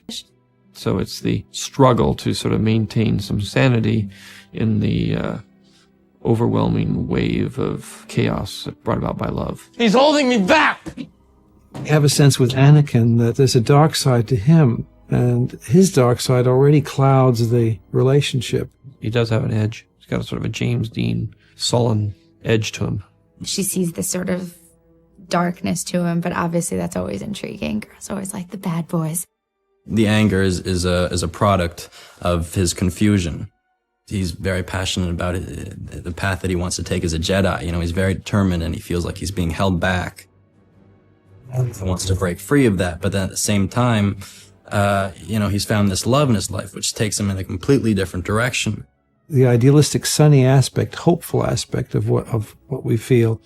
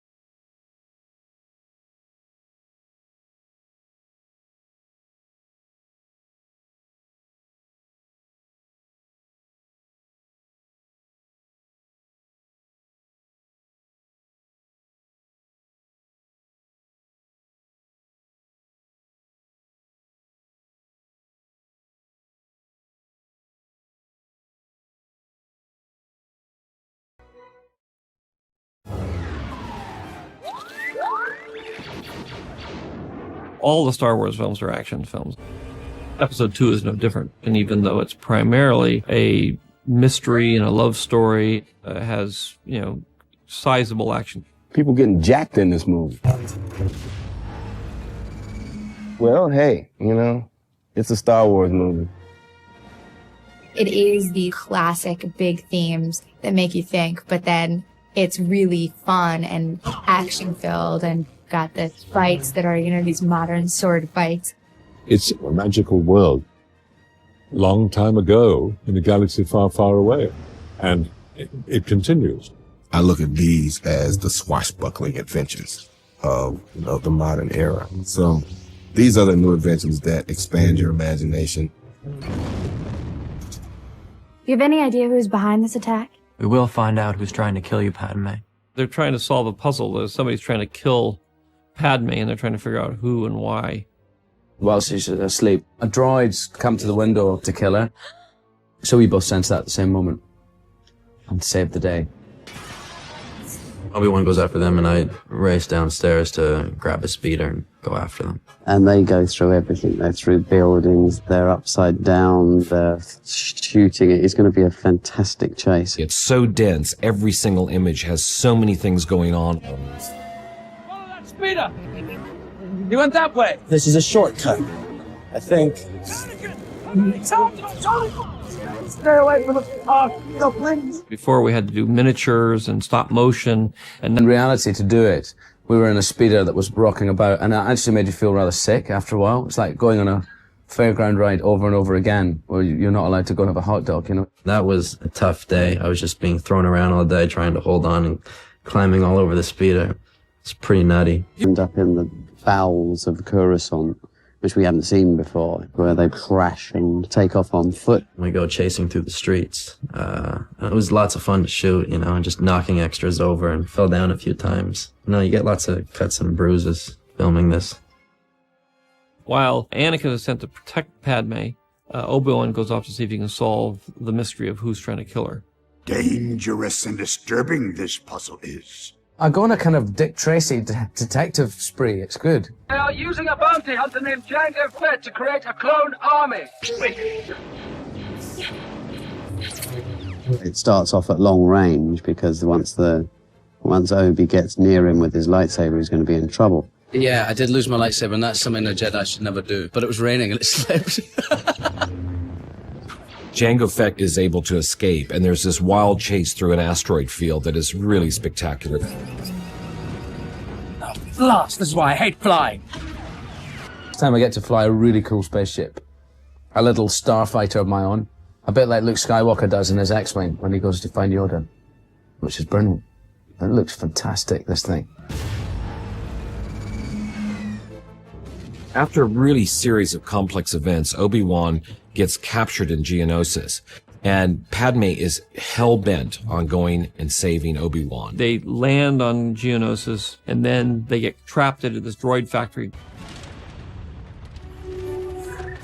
They made me look so cool. They put me on a conveyor belt with nothing. It was all blue around me, so I basically had to run and dodge things and just completely making stuff up. And then they painted stuff around me that looks like I'm like jumping through things and I look so brave. It was pretty exciting. I felt very action star. Finally, both of them are caught and they are sentenced to be executed. And then shot by some droids, and then Jedi come to save them. In Phantom Menace, there were 4 or 5 Jedi. In this one, there are 400 or 500 Jedi. We've never seen that before. There's always been a couple of Jedi fighting each other. Yeah, I think this is the first time that we really get to see all the Jedi in action, which is an amazing sight. All Jedi don't fight exactly alike, so that each Jedi has his own particular style. A lot of the aggression that I hold in my character is exemplified in my fighting style. Jedis are always supposed to be very much in control of their emotions, and Anakin maybe loses control a little bit, and some of the darkness emerges. We've not seen Mace fight yet, and we know that he's second only to Yoda. Now I finally get to do it. I mean, it would be a shame for me to participate in a film like this and never get to use my lightsaber. So I'm amped. I was thinking about a style for him, but it's Sam Jackson's style, you know, that he has so much style of his own. There's very little you have to do. Since I'm supposedly the second baddest person in the universe, I dispense people pretty quickly. Use as little energy as possible, but I'm pretty lethal. I've probably done more sword fights on celluloid than any actor in history. And this fight is greater than anything I've ever been involved in. It's not very fun not to have a lightsaber when everyone else gets a lightsaber. And I get these guns that look like little hair dryers.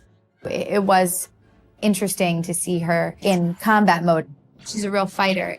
They wipe out a lot of the droids and everything, and they escape in these gunships. And then you come out of the arena and you realize that there's a bigger war going on, that all the Jedi have arrived with Full-scale war since the formation of the Republic. Begun this Clone War has. It takes the idea of a battle scene and takes it to the level that we'd always sort of been aspiring to, but never quite got there. We have clones and droids and flying termites and rockets taking off, flying gunships, ground troops, 200 Jedi. It's much, much more complex than anything we've ever attempted before. We got it. We got you. Oh, hold on. We just had Rick coming up the stairs. How'd you lose him? Dunno. He's stuck in the traffic. He's stuck in traffic. There's the Rickmeister. Oh, yeah.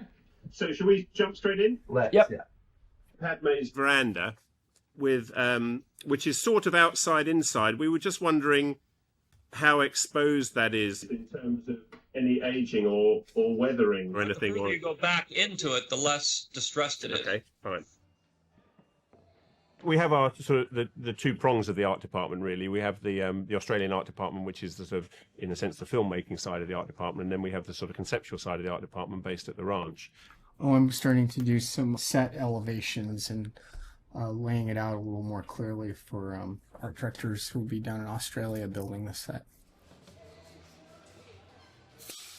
And we have a pretty ongoing relationship all the time. Obviously, the work's coming from George at the ranch directly through to us by video conferencing maybe 2 or 3 times a week. No.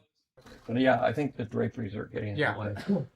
I mean, it's interesting, and maybe we can do it. I don't know. Yeah, they're already building sets. God help me.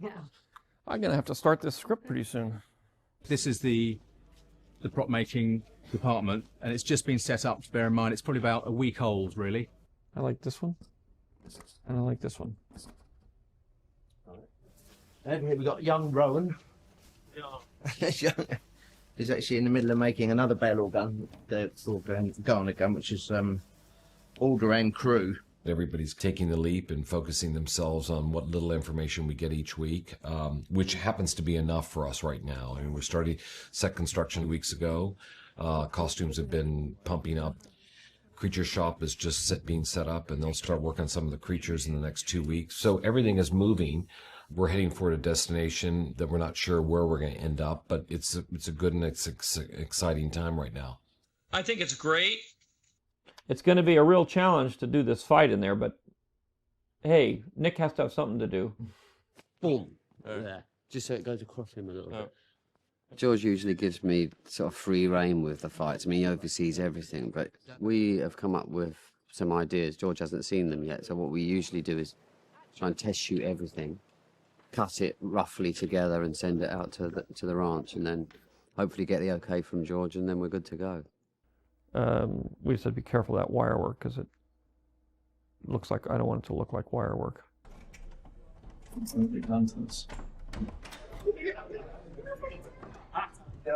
Hello. There you go. A first draft. Official first draft. Of course, there's a lot of cheating in there. A lot of they fight.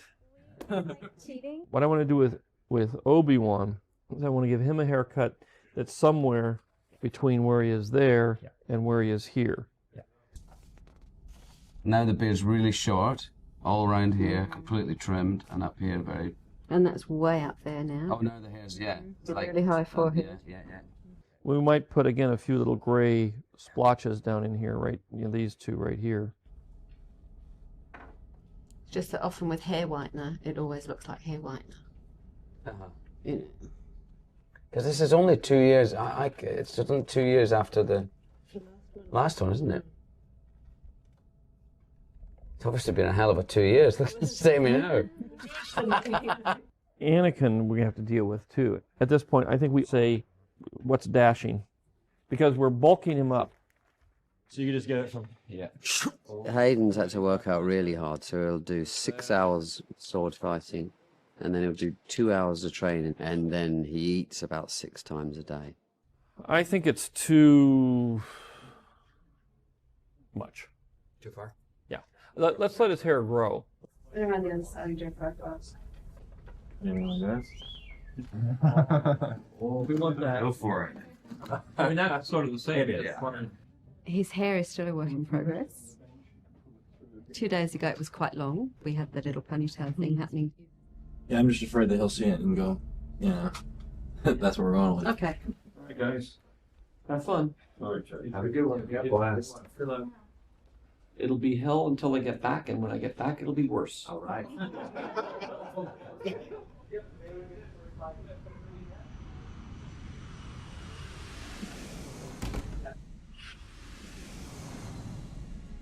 Home sweet home. On the picture, our communications are so close between the various departments and areas and everything that I can travel really from San Francisco and end up in Sydney the next day, and I know everything that's been going on. And I've seen the sets, I know everything, so there's no surprises. I just walk on, it's like I've been there the whole time. Draw. What's great is when he finally arrives, we're in one world trying to link two basic films. We have to deal with episode 3, but much more importantly, in a lot of ways, we have to make sure that everything that we're doing in 3 rings true for episode 4. Well, is this the one that is given to Luke? That's the one that's given to Luke, yes. Yeah, so this is the one that Obi-Wan takes. Yes. He takes it with him after that fight. Yes. And is this the one he had in the last picture? Yes. Yeah, okay, fine. Well, that's basically the way it works. We just have to go from Ewan to Alec. Okay, great. We're going to creatures. We're going to creatures. This is... The Wookiees. This isn't Chewbacca, I don't think. This is somebody else. Definitely the shortest one. Yeah. It was funny, because when we first did it, he was the tallest guy we could find in England. Yeah. You know, now, I mean, go to any basketball team and they start at 7'6". Very good. That's great. One of the bigger challenges, too, we had, especially in the last week, was to really define exactly how Obi-Wan and Anakin look. I wanted to take Obi-Wan from being a young Jedi to being a much more mature and older Jedi that is more reminiscent of the Alec Guinness character. Amazing how much you actually look like him. I mean, and that's that's you. That's me, but just with... It's just you with just a little bit of makeup. Oh, it's not, they haven't imposed Alec Guinness in there at all? No, that's you. And that and the under the eyes are the things that really suddenly make him come to life. I think that looks great. Fantastic. I wanted to take Anakin from being a young Padawan learner up to, you know, being this really intense Jedi. It feels a little pretty. That's what I mean. It looks a little... It needs to be loosened up a little bit, kind of. Yeah. We can't let it be cute. It's got to look rugged. Yeah. Always got to look rugged. It was just too soft, I think. Yeah. And Hayden actually wasn't very comfortable, which really is the main point, because if he doesn't feel comfortable in his character, then that's the point to stop. So we actually bit the bullet and we cut the whole lot off. I mean, I think this has to be all right. Yeah, no, if you feel comfortable and the other one you don't. Yeah, absolutely. You know, I actually thought Mark Hamill's haircut looked really cool. Yeah, it's like building a bridge and just connecting what they've done on either side and kind of fusing them together. There was this missing piece now of episode 3. People want to see all the pieces fall together so they can make that connection to the next 3 films. That's an episode 4 one. We have started to be able to tell the difference between some of them. On these plates down here, for Return of the Jedi, they've resculpted this, we've noticed. Although we've got a Hayden's head cast, until we start putting it on his body, we just don't know exactly what's going to happen. But we know that George wants to keep the scale the same. So this is a relatively early night for us, because normally we finish much later. But we're actually in good form because we've been working so hard that we're ready to shoot now. 1 week to go. It's much more than Don't you like it? toy. It's a script. I know, it's nice, look. You've got, look, I even got, you know, mine even came in a folder this time. Oh, very, yeah, very see, flashy. after all that fuss. Is this No, all outdoors? Is this the... This is outdoors. The whole outdoor area? Well, I mean, you can see this side is not finished, but that's indoors. This is outdoors. Okay. Okay, let's try it once. You'll be coming... Simultaneously, when George is rehearsing the dramatic scenes, he also, at the end of each day, has to go in and then work with both Ewan and Hayden in these stunt rehearsals. The guys would get so into it, and this would go on for hours and hours every day. To see 2 best friends fight hand-to-hand combat with each other, especially when you know that Anakin will kill Obi-Wan. Very, very powerful. Playing it against Yeah. the way you... Just go Anakin, yeah. There's always something really exciting about the start of shooting. Everybody's so focused, the energy is really high, especially when it's a film that everybody's been waiting for 30 years to see. Yeah. And then you turn here. Here we go again. Ooh. Yeah, that's fine. This is Padme waking up. Then for it. Into that, okay?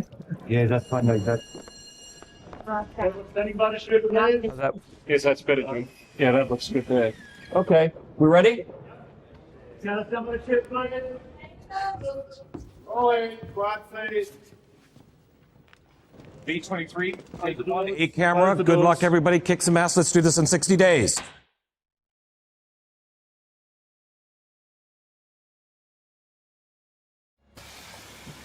Firing 2.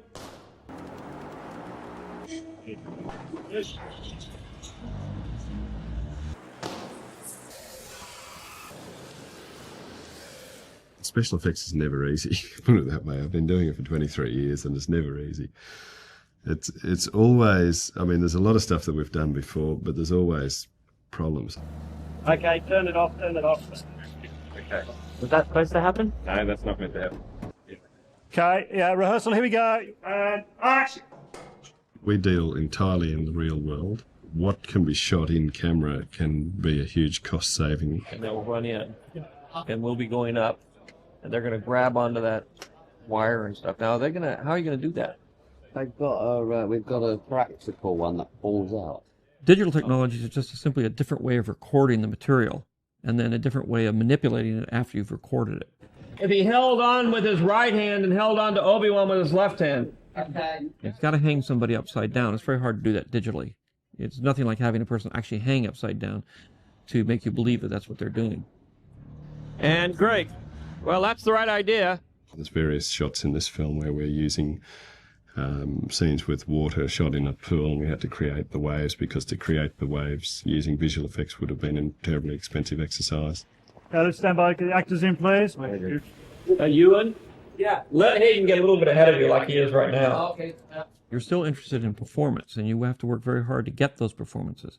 And in a lot of ways, the easiest way to get a really great performance is the old-fashioned way. If you have an actor that needs to be in the water, then they actually have to be in the water because they have to get wet. There's just a lot of interaction between reality and the actors and a lot of other things that aren't going to change. You have to still make it appear that the environment is there. Okay, and cut. Yeah, I just wanted to go up one notch. One notch. You run away? Yeah. My sort of greatest pleasure is when it really doesn't get noticed that it's gone so well, you know. Like, it's when something goes wrong, it gets noticed. Yeah. Now let's get a move on. We still have a battle to win here. Ha! Yes, sir. I do pitch, which is basically an up and down movement. And I do the yaw movement. I'm Kerry and I do the roll movement. See that? You stand there and you have another thing. The animatics were to give us the motion so that we could basically copy that into a physical movement on the gimbal. B100 Frank, take 1, B mark. Stop. Set. And action.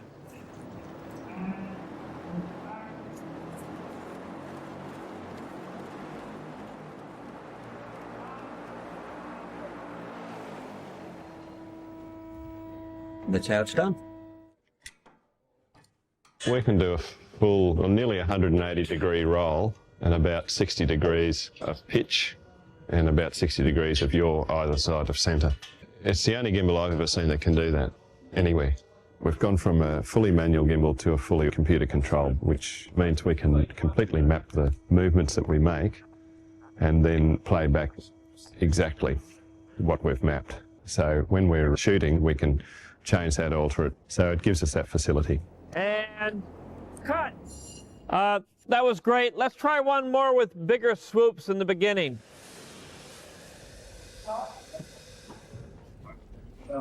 We've got liquid CO2 bottles running onto all these different various outlets we have here. We've got guys underneath the stage on the other side operating those, and as the actors come past various points, we can put up a steam jet of varying shapes and sizes up to about 3 metres high. Yeah, on the Matrix, we spent a long time underneath a particular set, I seem to recall. It was like days. I was under there for a couple of days. Not a lot of people keep bringing you food and cups of tea, but you sometimes get forgotten about under there. Somebody shoot, please. Okay, fix up. Back.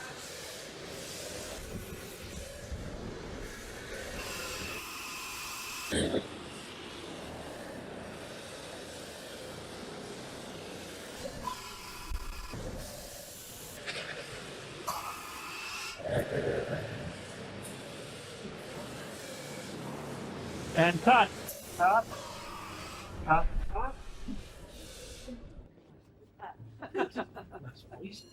And they think that I does everything. We still do a little bit. Yay.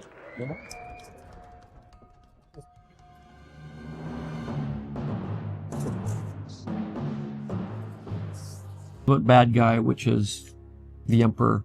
But in addition to that, there's the sidekick, be him Darth Vader in episodes 4, 5, and 6, Darth Maul in episode 1, or Count Dooku in episode 2. So we're always trying to work with a sidekick, an apprentice to the Dark Lord. What scares you, Ryan? Alien. Death. No eyes. I would say most people are afraid of death. Yeah. And death like imagery. And I think what made Alien scary was no eyes, like teeth. But this and thing has to act. No taste. It's not. I know, that's what I'm saying. That's what was scary. Most people are afraid of insects. Insects, eyes, mandibles, teeth, like that. Yeah, and he didn't seem like he was opposed to it actually being a droid or not being a droid too, so it could be a number of things. As long as it's scary. That's what he said.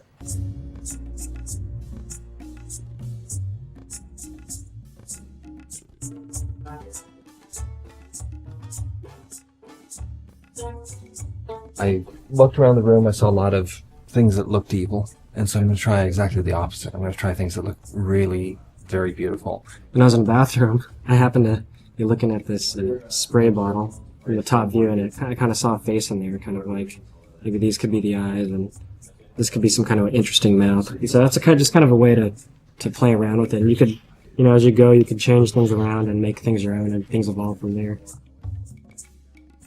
It's just kind of going back to that more of a standard general kind of pose, but I'm still not satisfied with it. It's like a toaster. Yeah, it does have a bit of that.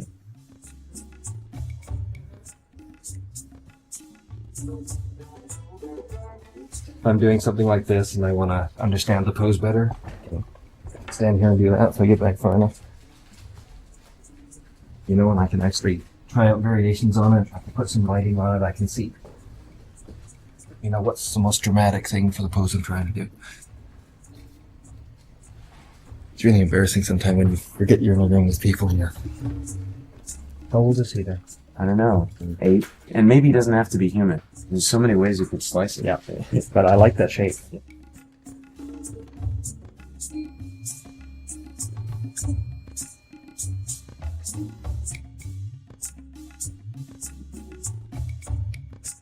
I'm going to try and color those in the next 45 minutes. 0 hours, it's go time, baby. Oh my goodness. You can see the post for both vertical side by side. The wall, they are. Cool down. Cheers. That's our art department. Yeah. For Grievous, once again, we're creating an animated character that doesn't exist and trying to present that to George as, here's your choice of actor. Who would you want? The room gets bigger and bigger. Anyway, if there's anything here that you fancy. Right.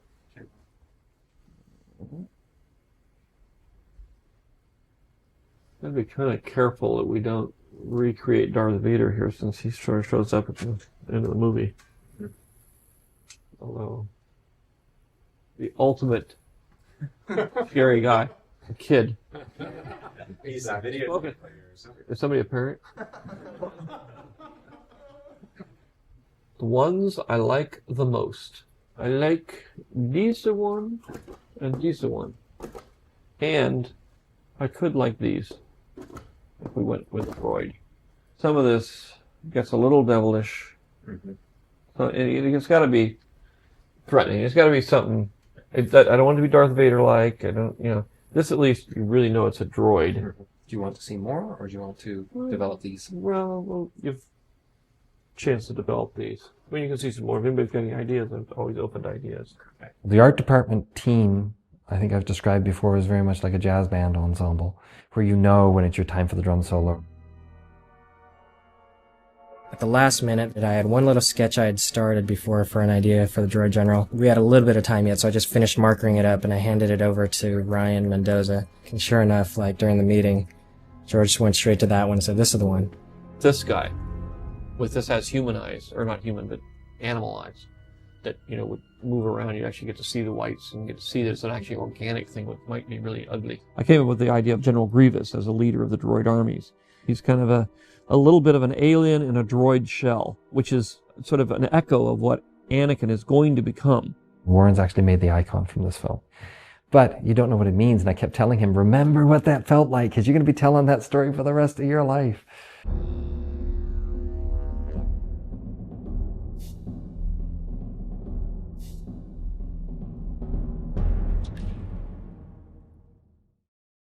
This weapon is your life.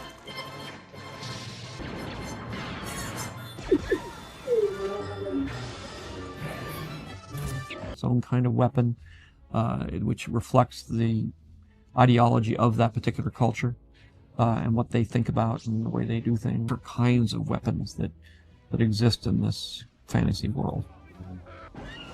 Drama is conflict. Conflict means violence of one kind or another. Something that we live with and something that we should be familiar with since it's part of our daily life.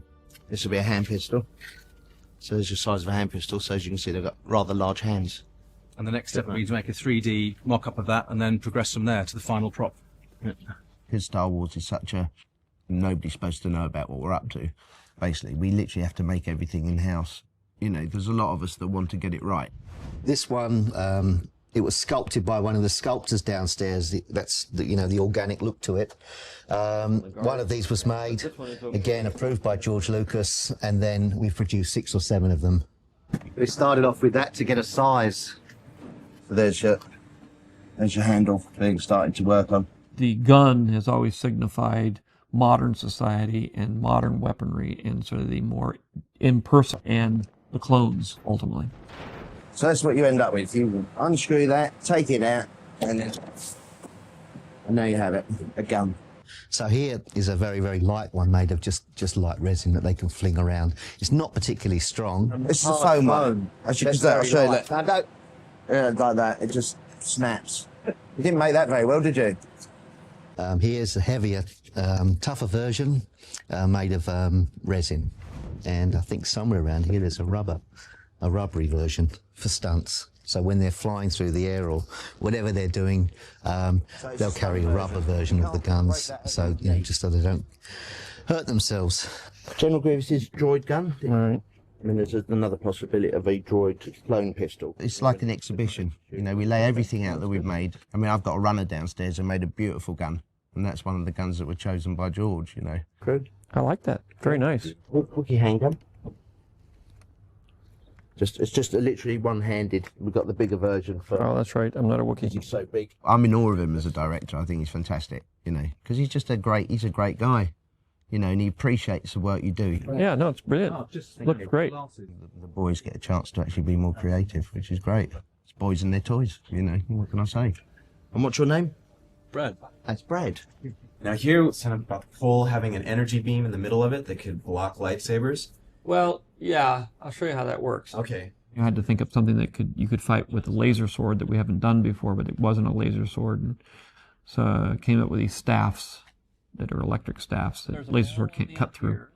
There's a ball on the end here, and then the beam goes along here between it. If you got a laser sword that'll cut through anything and do anything, then you're sort of stuck. It's like Superman. Superman without kryptonite wouldn't work. General Grievous bodyguard staff, which electrifies in the film, and basically is the only weapon that can't be destroyed by a lightsaber. The lightsaber has always been there to signify a more romantic time when there was more honor and more virtue in hand-to-hand combat. If Obi-Wan were to go up for stills, he may take this one, and it would be a close approximation of the hero that he wears on his belt.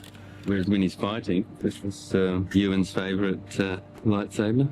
He's very particular. This is the one he's used pretty much through the whole show. It's everything I need to supply them with all their fighting needs, basically. So there's your lightsaber inside.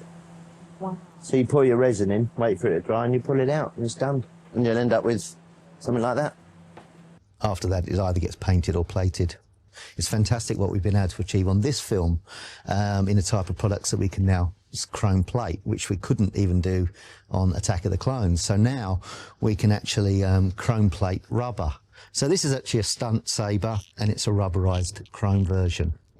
So, yeah, pretty impressive stuff. So this is the one that Alec Guinness had, basically. Yes. So this is basically Luke's. Yes. Anakin Luke. Mm-hmm. And this is Darth Vader. That's Darth Vader's. Okay. So all I have to do is get rid of this one. Episode 3 it fills in that void that we've all missed about what was going to happen. I mean, this is what makes the whole 6 films come together. I see you have constructed a new lightsaber. Thank you very much. You guys get all the toys.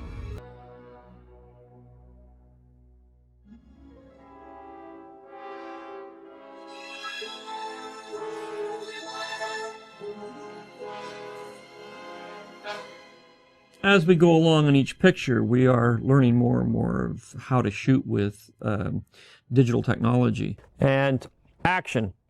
It gets better and better every time we go to shoot a picture. The advances have been phenomenal. There's a monitor on the camera there, which is static. There's a monitor on the crane. There are all these monitors scattered all over the place. We have what they call the video village here, these big plasma screens. Every time we move to a different set, they set them up for George, and there's sort of little theater of people out in front of it, and I'm one of the people that sits back there, and it's great for me. What he's seeing is what you will see when you see the movie. Thank you, Captain. Rest well, my lady. Seeing a larger size image is much more helpful because you can see detail. Not only is it just to see the camera angle and see what's seen and what's not seen, it's also from a cosmetic standpoint with C-3PO, even with R2, the reflections that you'd see and what you can get rid of. Also, the other thing that's becoming much more common is we shoot 2 cameras on Star Wars every day, all day long. Film cameras, of course, have had video taps for a while, but they tend to be black and white. They tend to be on small monitors that only the director, who has to hunker over them, is staring into. If we were looking at a black and white image that big, we would miss all kinds of things that we see when it's this big and it's full color and high resolution. It's fantastic. It's just fascinating to know that you're working with somebody who's at the cutting edge, who's pushing that envelope. We're a little ad for plasma TVs here. But I'm envious.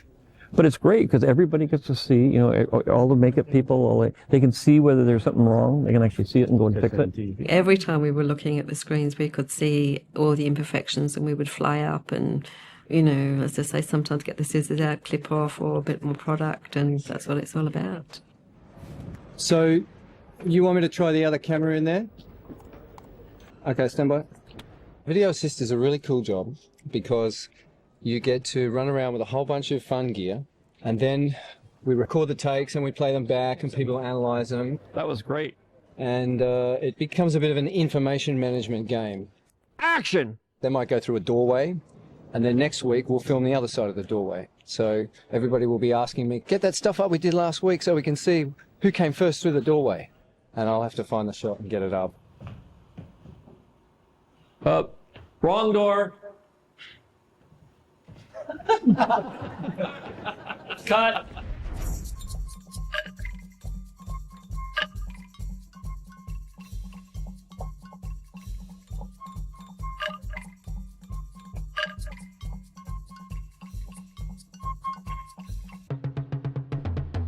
Personally, I don't like video assist. I've always felt that it was something that removes you from the actors and from the performances. But these monitors are so huge that when you're in anything close to even a medium shot, you can feel the actors. And so you can be on the other side of the stage and feel what's going on. Great. Cut. That said, it's been really interesting to see George in the crucial moments get out of Video Village and go over to the camera, because it was like he was tuning into what the actors were doing, because he knew that they needed that. And you go into this door right here. That door. That door, the red door. David? Oh, David Tat. Are you happy? In a way, working with film, you're shooting blind. So you're less likely to take extreme chances. But working with HD, when you can see pretty much what you're going to get, you can be much more accurate. So you can take more chances. You can, if you're going for a very high key look or a very moody look, you can push it to the edge right to the edge before you drop off. They'll always say, great, takes 2 seconds. Only in ILM will say, no, that's too hard, we can't do it. I'm glad you said that, though. What we would normally do in a film movie, we'd shoot all day, and the next day at lunchtime, they would have the heads of the department meet in the theater, and you'd sort of eat your lunch in the dark and watch the daily. So that's what I've done on all other movies.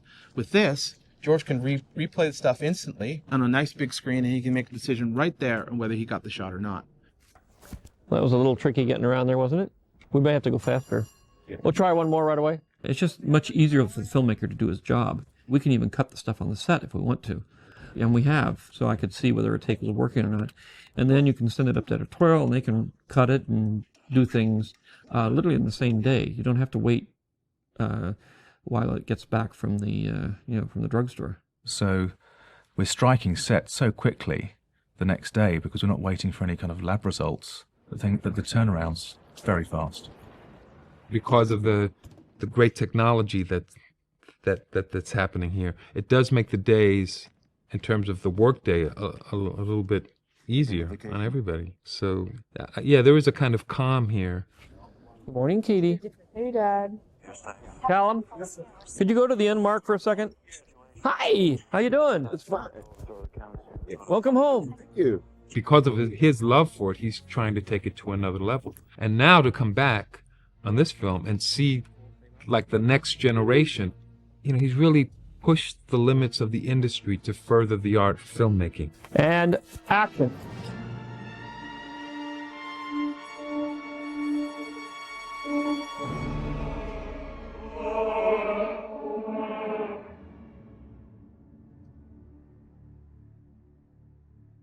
That was a real challenge. Anytime you have a large costume epic, you have a vast amount of work that has to be done.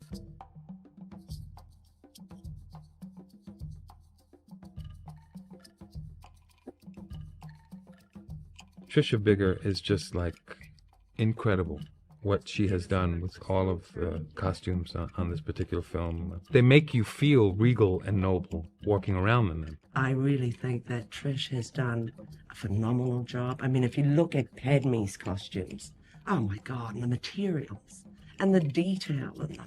She's very keen to experiment with really exotic fabrics. Well, that's lovely. That's very interesting, velvet. We've ended up using fabrics from everywhere. We bought fabrics in the States and New York, San Francisco, Los Angeles, and London. There's a big trade show in Paris twice a year. We've bought fabrics from Japan, China, India, really all over. Early on in the pre-production phase, she does offer up these fabrics for us to look at to see how they best work. Most of the time, I mean 99% of the time, it works beautifully. One example of the uniqueness of what Trish does in terms of taking a design and then turning it into a very exotic reality is a dress called the peacock dress, because it shifts colors as it's under different lighting conditions. It's woven with two different colours, so there's a brown and a blue through it, and I've had that fabric pleated so that with movement the fabric goes between being brown and being blue, and you're never quite sure. She's always conscious of how the actor moves, how it looks on them in motion, so they look better than the original design on paper. And that is really by understanding the different kinds of materials, how they work under lighting conditions, and how to come up with really exotic materials and cloth. I love this fabrics from Japan. Yep. To wear the costume, to play the character I was playing, is wonderfully empowering.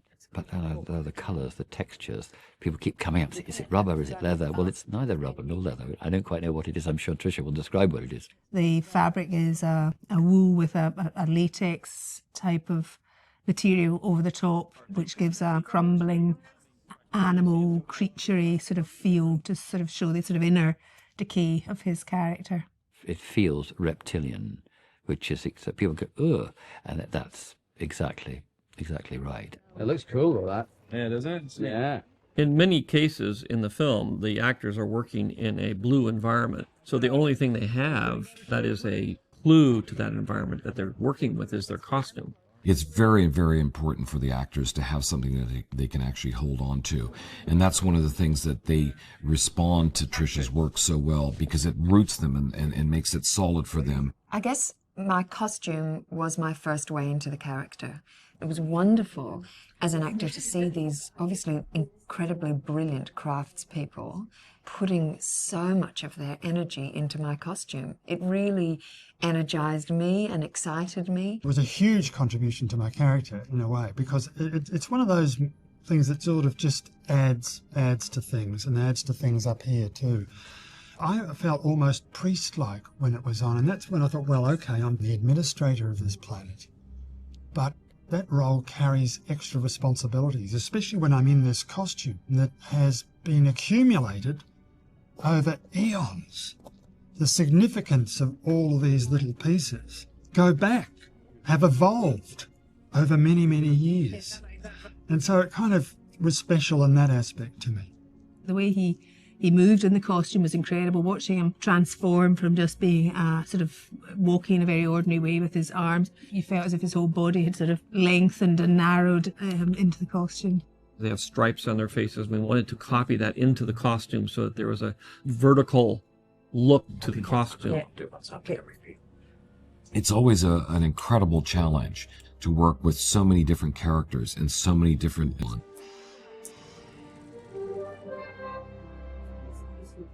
She's a very positive force on the set, and she's the best I've ever seen, really. And at the same time, she's a dream to work with, which is unique.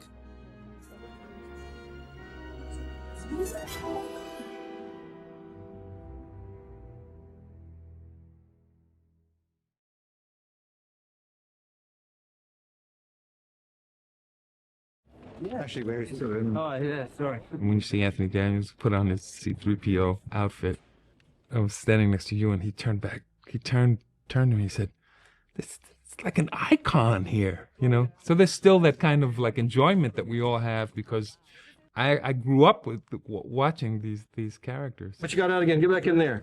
We've got it.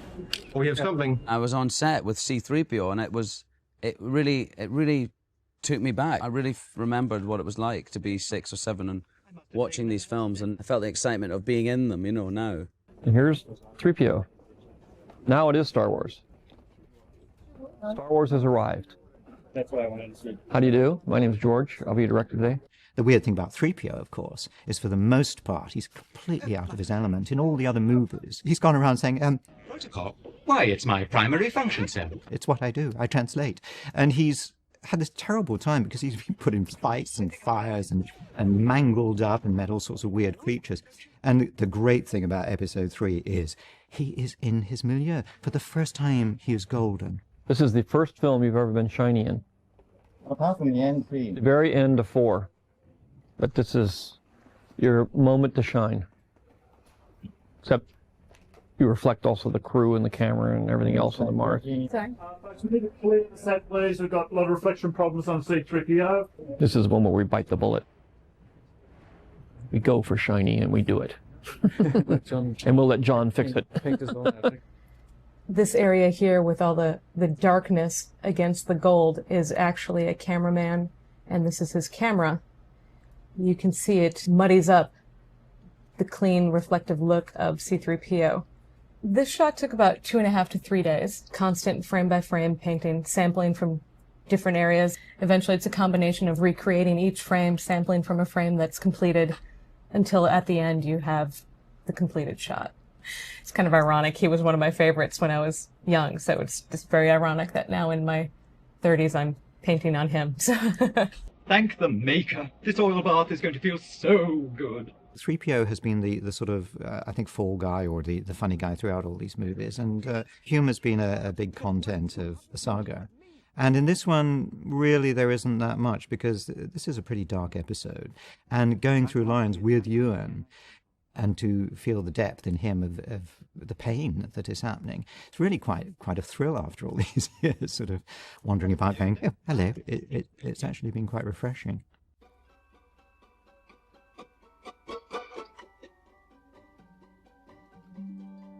I would just love to wear something that I could sit down and be comfortable in.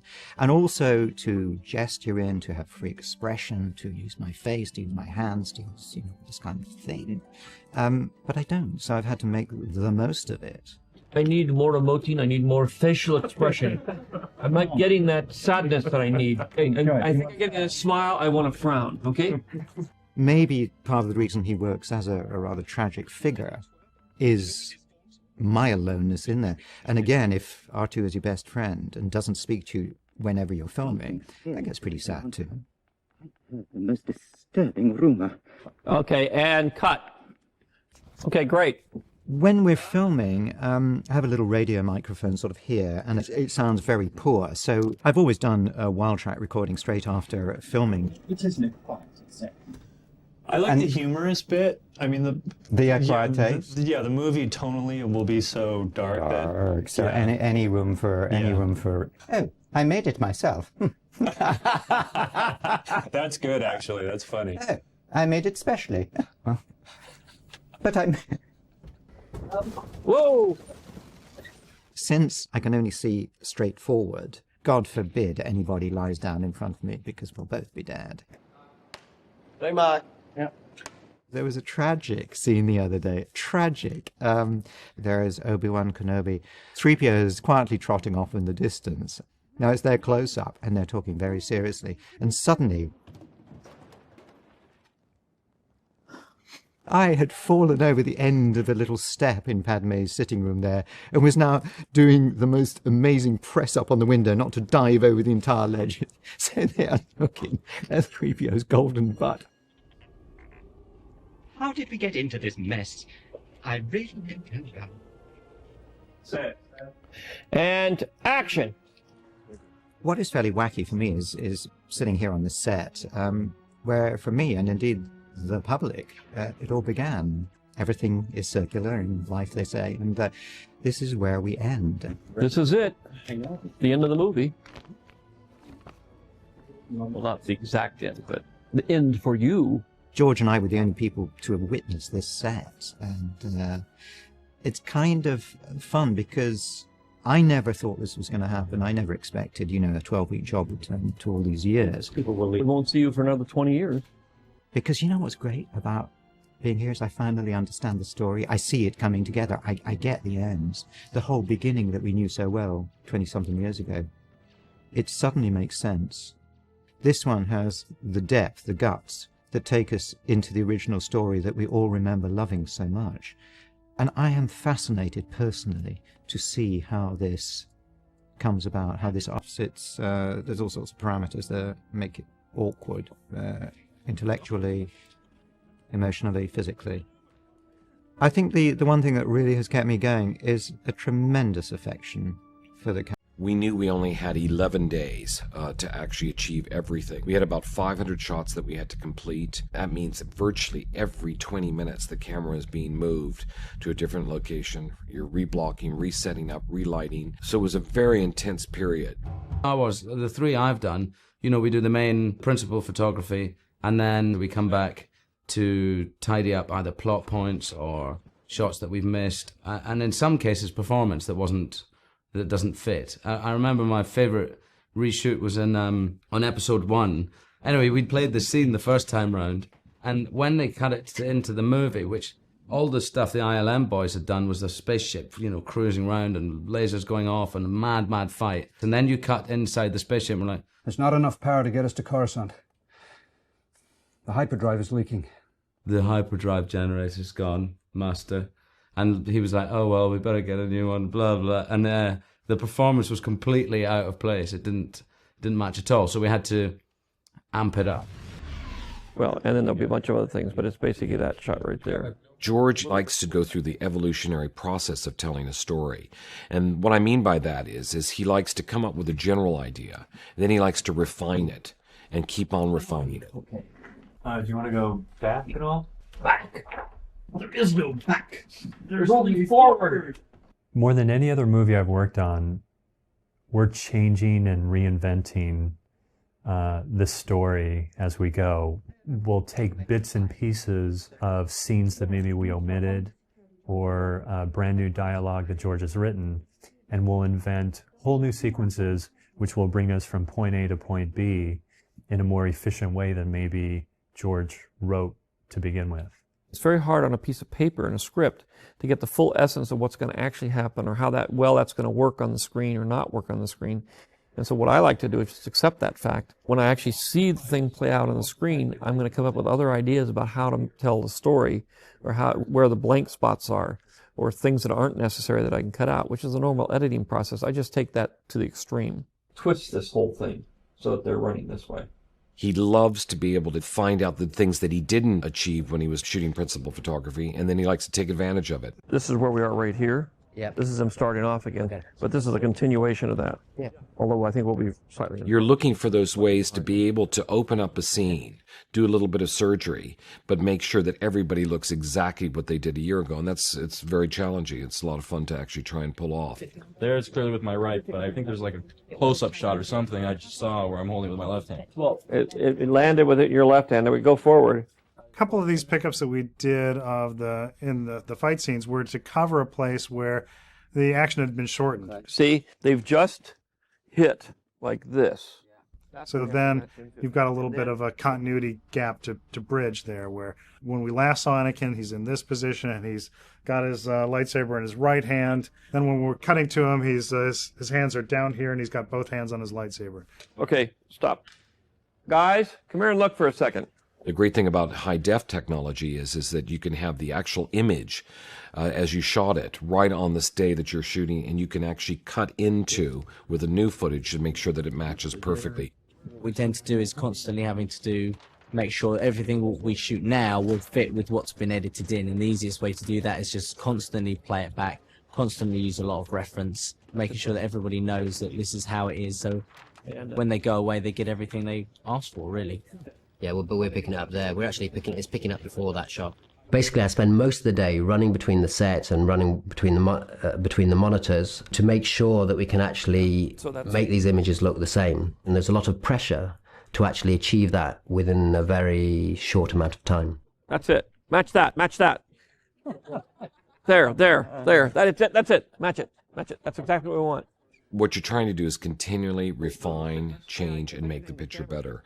And it is his way of actually trying to make the best possible film that he can. George said something really interesting while we were doing the pickups. I was sort of commenting on how, we were shooting lots of little bits and pieces. There were like almost no meaty scenes. It was, I need you to kind of walk out, stop, look to your left and right, and then walk forward. And I had commented about that to George, and he said, you know what, this is actually one of my favorite parts because I'm getting all these pieces that kind of fill the holes. I've been looking at these scenes for a year now, and it's kind of like driving down a road with these big potholes, and you get to fill them in, and now it's nice and smooth. We actually did end up right on the last day shooting our 500th shot, and it was great. It was just it was a really good experience for everybody. It was very intense, very focused, but it was a lot of fun. And cut. Cut that cut. Beautiful. Okay.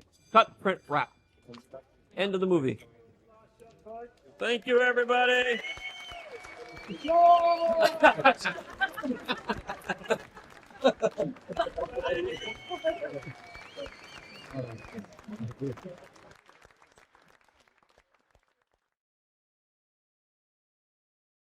Good morning, Mr. McGregor. Morning, Mr. Lucas.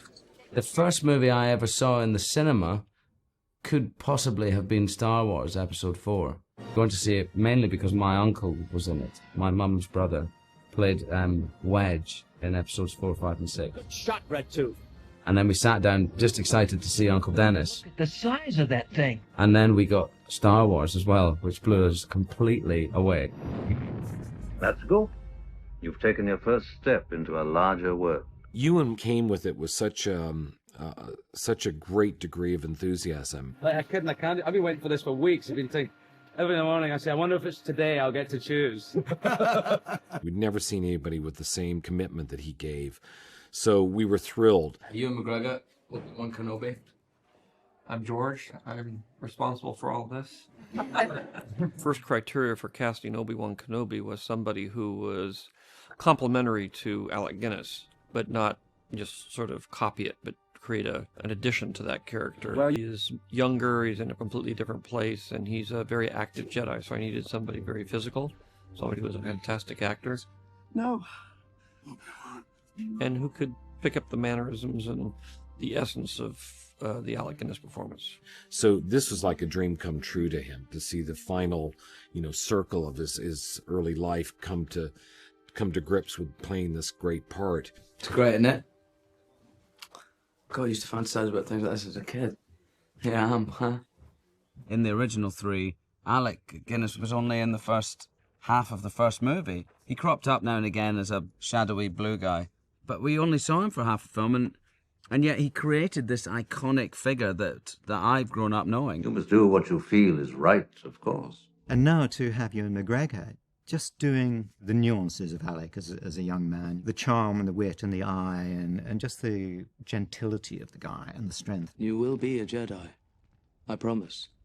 We see right from the start, from episode 1, his mentor and master, and the fact that he's the disciplinarian and he's always telling Anakin off, and Anakin's always been cheeky to him. And, there is a father-son thing there, which is nice. And I refer to him in the end of this movie as being like brothers. The first half of this film, you see an incredible bond and a real friendship there, so that there is something important that's lost. It's written in a way to be reminiscent of Alec Guinness, and it's written in a way that he becomes more and more the father figure in the series. Third film, he's much more like Alec Guinness than he is in the first film. I always watch a lot of Alec Guinness before I start. I have done each time, but this time I got them to make up a looped reel of all his scenes. But in this case, it's quite handy, because I'm that bit closer to him now, than I was in episode 1. This is my last shot at making it match up, making it Alec Guinness. It's been more important this time than the others to get an Alec Guinness feel and look. But this time we had to kind of match it more physically as well. So I have done Photoshop composite where I try to take Ewan and turn him into Alec. They have almost identical eyes. They have the same grooves here. The mouths are in exactly the right place. They say this triangle is the most important thing and it defines your character. And on the two people, their characters, that triangle is exactly the same. So I think my hair's quite like Alec Guinness's, and it's no longer a mullet, which I sported beautifully in episode 2, which I've now passed on to Hayden.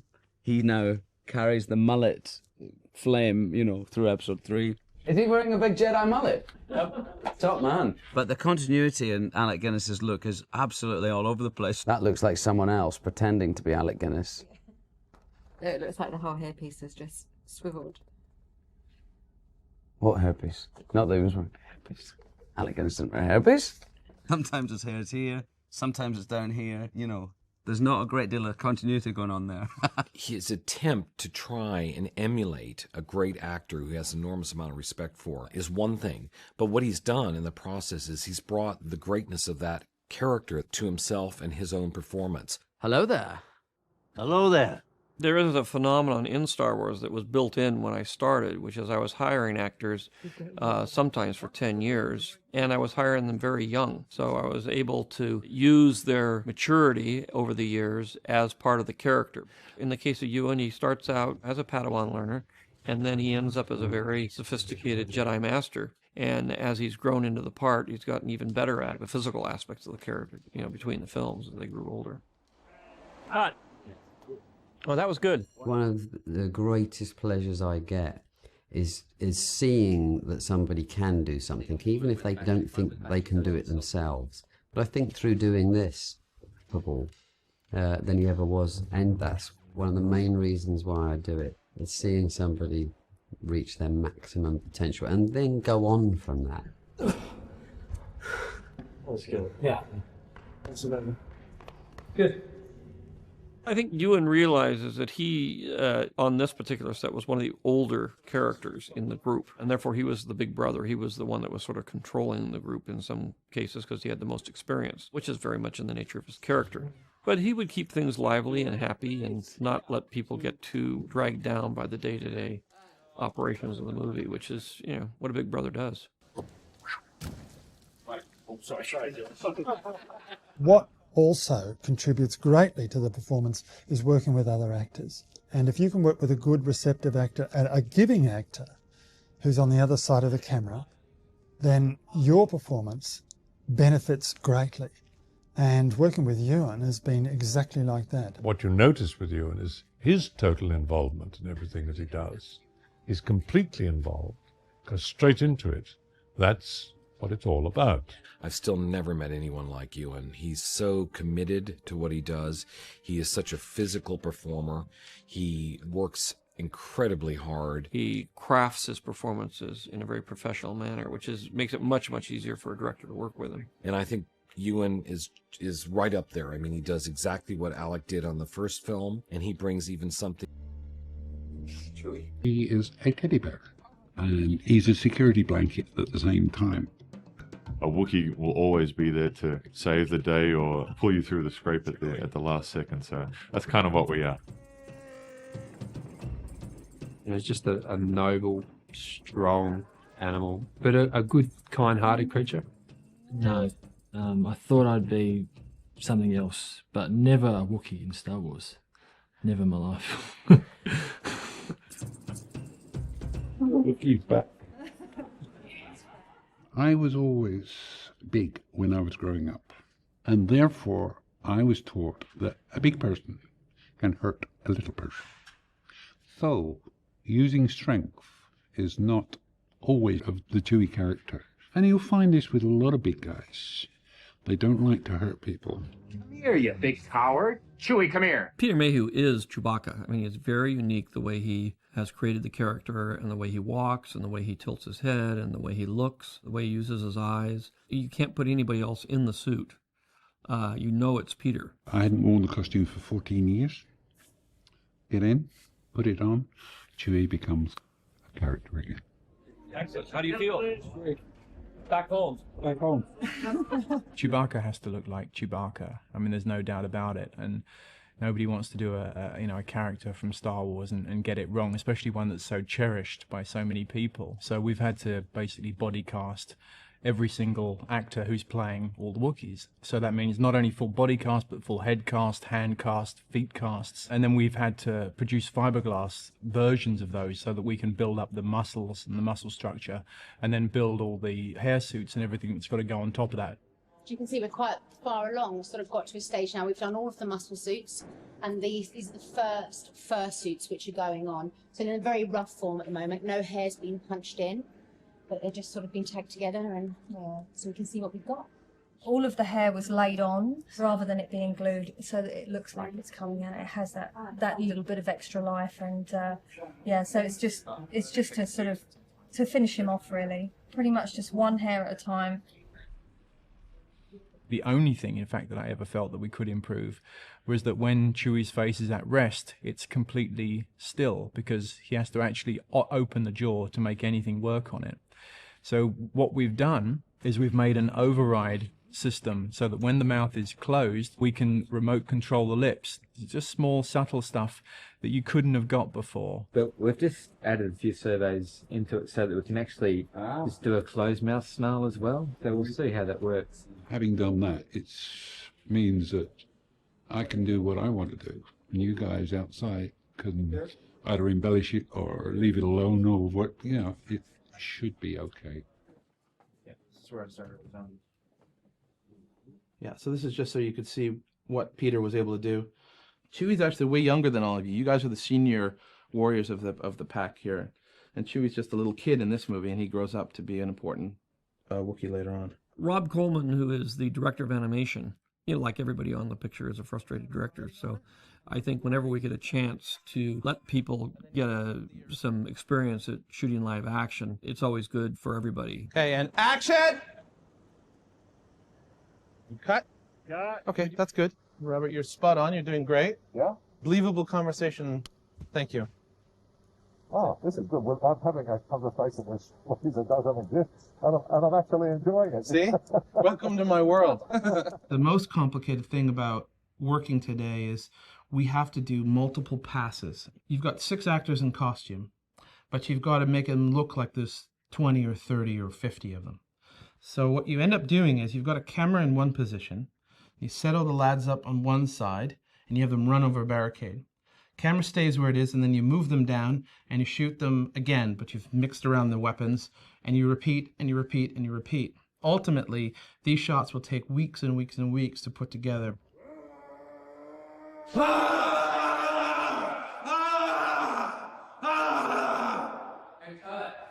Good. It's like these are all live action. They've actually been shot. We're going to be each of these things. Okay. So we don't need 100 performances, but a couple, maybe 10. Okay, stand by. KKB 10, take 12. And go.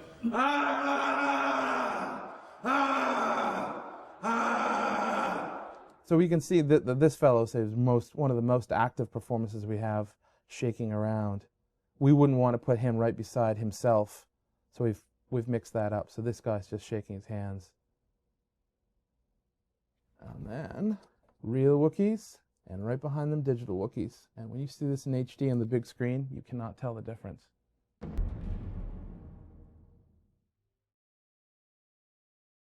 Roll cameras, roll sound. Camera speed. Green mark. Ready? And action! Cut! Let's try one more. Once again, please. And action!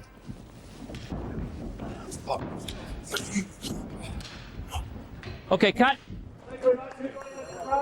So I believe you're following tape B107, which isn't in the camera anymore. It used to be, and not anymore.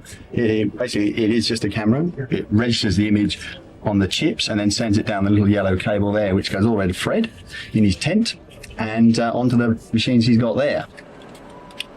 So here's B roll 107 SR and the safety recording. One of the benefits of shooting digitally is how much more efficient the entire process is. We basically take the tape out of the deck and bring it up to editorial, and we can then make a copy of the negative from the time it's taken out of the deck upstairs into editorial to be cloned, and then have the down convert made for editorial, and the logging process beginning.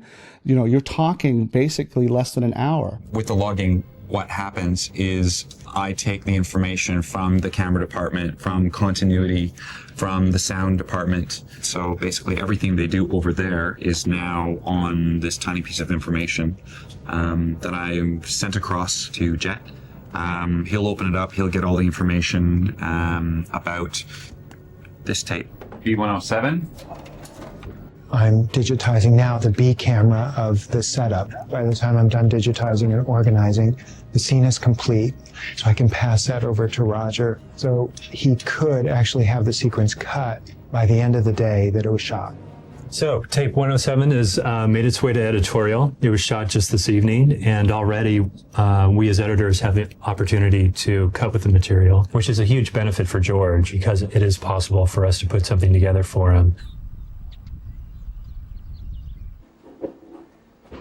Hi, Ben. Hi, George. How's it going? You make it move. The dailies from scene 24, including tape B107, eventually are sent back to me here in the editing room, where we will begin the assembly in detail of the entire scene. Each shot is kind of like a word in a sentence, and the editor's job is to put these words together to tell the story. I mean, the real construction, the real place where the rubber hits the road is in the post-production. This is the way the stunt looked originally.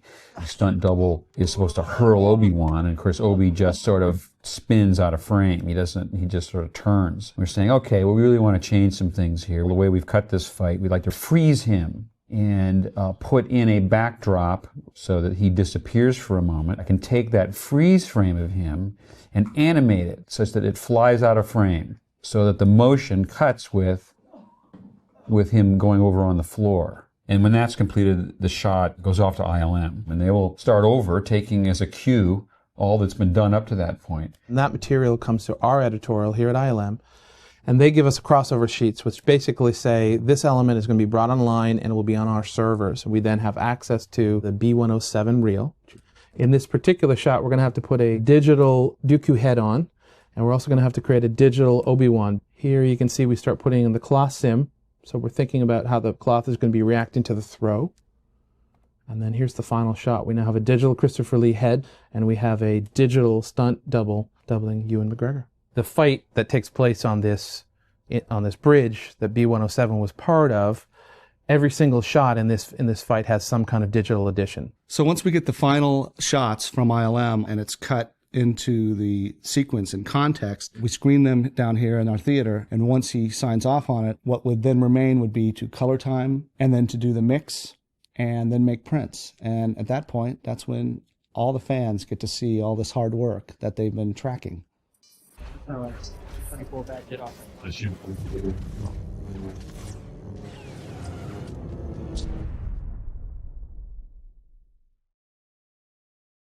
Okay, we're shooting this time. Heads on, please. We've all been brought up watching Creatures and Frankenstein's monster and Wookiees and we all kind of like to believe in all of that stuff a little bit, you know, and I don't think anybody ever really grows out of that. And so when you're confronted by somebody, Can these droids recognize these guys? Yep. whether it be C-3PO or a real Wookiee standing there in front of you, you actually don't really think about it as being a technical thing anymore. You see a real character. There's an on switch around here somewhere. I don't know where. Hang on. Here it is. Mom. The thing that we've really liked about trying to cover every area of creature effects, from prosthetics, animatronics, mechanics, fabrication, bodysuit, hair, feathers, fur, everything. It's really good because then you get to really follow through the whole design process.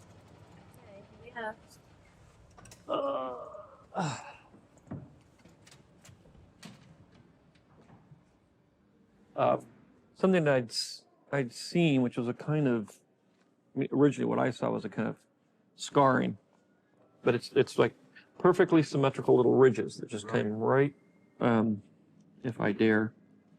Yeah. Wreck your... Go for it. But it would go, you know, there'd be one there. Mm-hmm. I mean, it's probably, it has a ridge on it, which obviously I can't do. And the final piece of the jigsaw came from George, who actually had a picture of a sculpture that he had that had all those striations running down the face, and he went, I want it to kind of look like that. That's what we're trying to do. Oh, wow. Okay.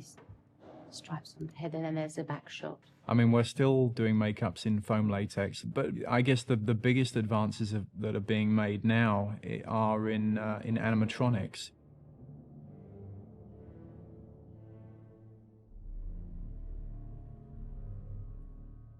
The plan has gone as you had promised, my lord. The technology of the prosthetics has changed quite a lot. On The Phantom Menace, what they had was guys off camera listening to me speaking the lines inside the head with a microphone and an earpiece, and then they would try and remote control the facial expressions, which were very basic. And now they've actually changed the motoring, so they've got even more facial expressions. But the plan has gone as you had promised, my lord. Whoa. We have, my lord. Hands off. The second time round, they actually computerized the movement of the mouth, and then I pre-recorded it, and the mouth moved depending on what I had already kind of recorded. The ship is breaking up! So the lip syncing was already done for us. Now they've even refined all of the kind of mechanics of moving the facial expressions. When you're doing something like I am, which is basically I'm not a faced actor, I'm within prosthetics, you translate a lot of the personality of the character with your body.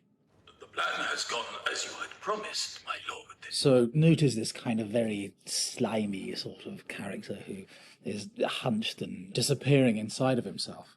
And Kiadi has a kind of grace about him, and his body is much stiller and he's much more elegant. And that's the way in which I try to portray my idea of the character through all of this, you know, mechanical, rubbery stuff that's on the outside. Have you shut down your droid armies? We have, my lord. In the past, people were sort of willing to accept them just sort of opening and closing their mouth, and that would be enough to convince you that the puppet was talking. And people are so much more sophisticated than that now. They want the lips to actually form the words. I'm only operating three things, which is his jaw, his top lip, his bottom lip, and we have to plug in other bits to get his nostrils going. So even though Paul might be screaming, I'm hated in here, the character will be going, I'm having a wonderful time. Help me! Help me! When you're actually under the lights, under the pressure, the heat that comes off these lights is, you know, it's amazing. And if the air conditioning has to be turned off because of sound, and all your senses are cut off, you can't really hear. And you're breathing warm air as well. So I think it takes a special kind of performer to be able to embrace this kind of work.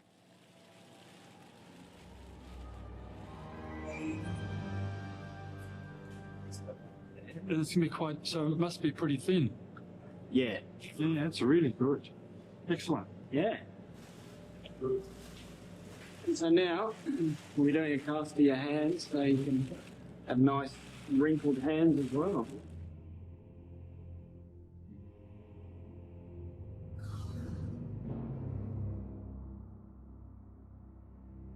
Basically, I come from kind of inside the character. So for a while, I thought of things like the wisdom of a gorilla. There's this darkness around my eyes. My eyes are black, even though they might be huge animals that could, crush you to death. There's wonderful tenderness and accumulated wisdom. And I was looking at that and I thought, well, there's an element of that there in the eyes. And then there's this aging here. That reminds me of an old man. And all this complicated information sort of zaps through your brain and through the synapses. But then there comes a point in time where you go, goodbye, and it all goes. And then you just let it sit. And those elements just come spontaneously. So with the makeup artist's help and with George's help, I found myself sort of putting together this character. What's it like without the bottom teeth? Looks okay, actually. Do you want to try it without the bottoms? Let's take them out. There we go. I like that top lip. And it's a completely different expression. It is. I think it's better without. Yeah, so do I. Yeah.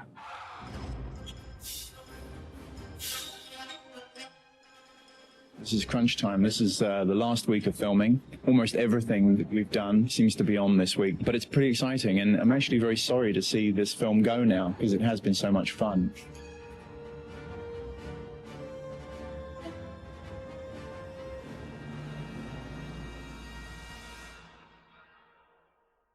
It's amazing how ugly they can make these things these days. Didn't flinch. That was cool. Didn't flinch. Let's hope that makes it onto the DVD.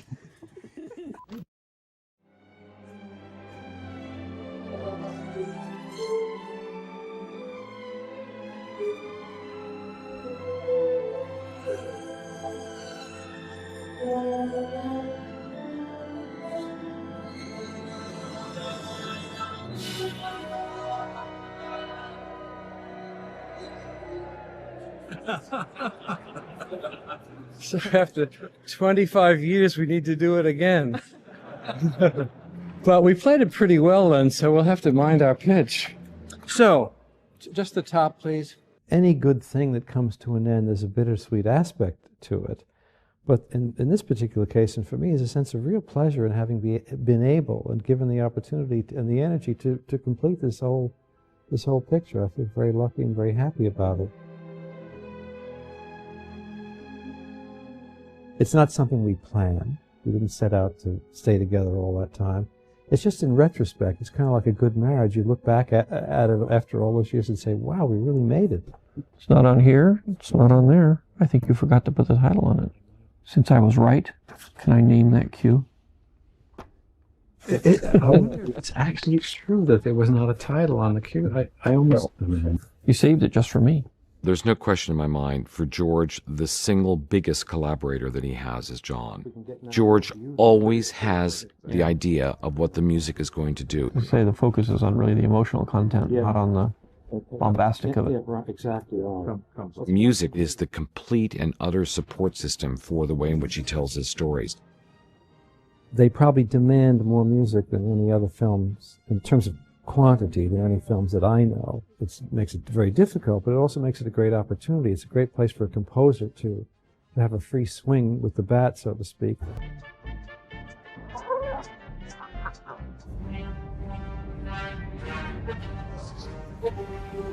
Complete opposite. We cannot wait till we get to London. We cannot wait to hear it, because there's never any issue as it's going to work with John. You always know it's going to work, and you know it's going to work beyond anything that you ever expected. The London Symphony, which we call the LSO affectionately, has been with us all these years, and the orchestra's recorded the scores for all 6 of the films now, which is a point of pride not only for me, but also for the orchestra itself. And I think George, in general, and at the moment of the creation of the music, He's alert to getting things right for his story, but I think he enjoys the experience and appreciates the experience on the level just of having great musicians perform for his film. There's no doubt George has the greatest respect for John and the LSO. It's been the most wonderful collaboration and partnership in film history, I think, in terms of the set of the Star Wars saga.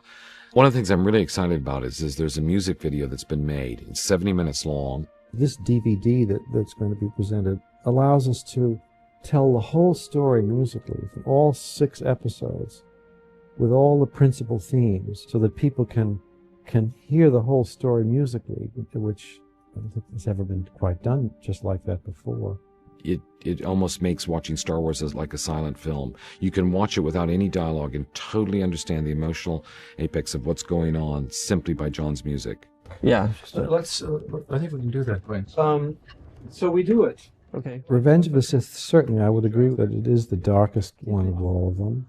Does that mean that it's the darkest music? You can be looking at something that's quite horrific, but the music can be giving you a sense of compassion rather than just simply underlying what's very dark and difficult about it. So that when you separate the music out, the listener might decide it's not the darkest music. It may not be. Maybe it's something useful to say. People don't. When you have crescendi in a piece that's consistently loud like this, don't make too much of an effort to get louder. Don't play the nuance mark so much. Be more interested in the note and the pitch. Okay, Sean. Has it been a fun score to write? Yes, it's fun, but I think it's more accurate to say that it's endlessly compelling.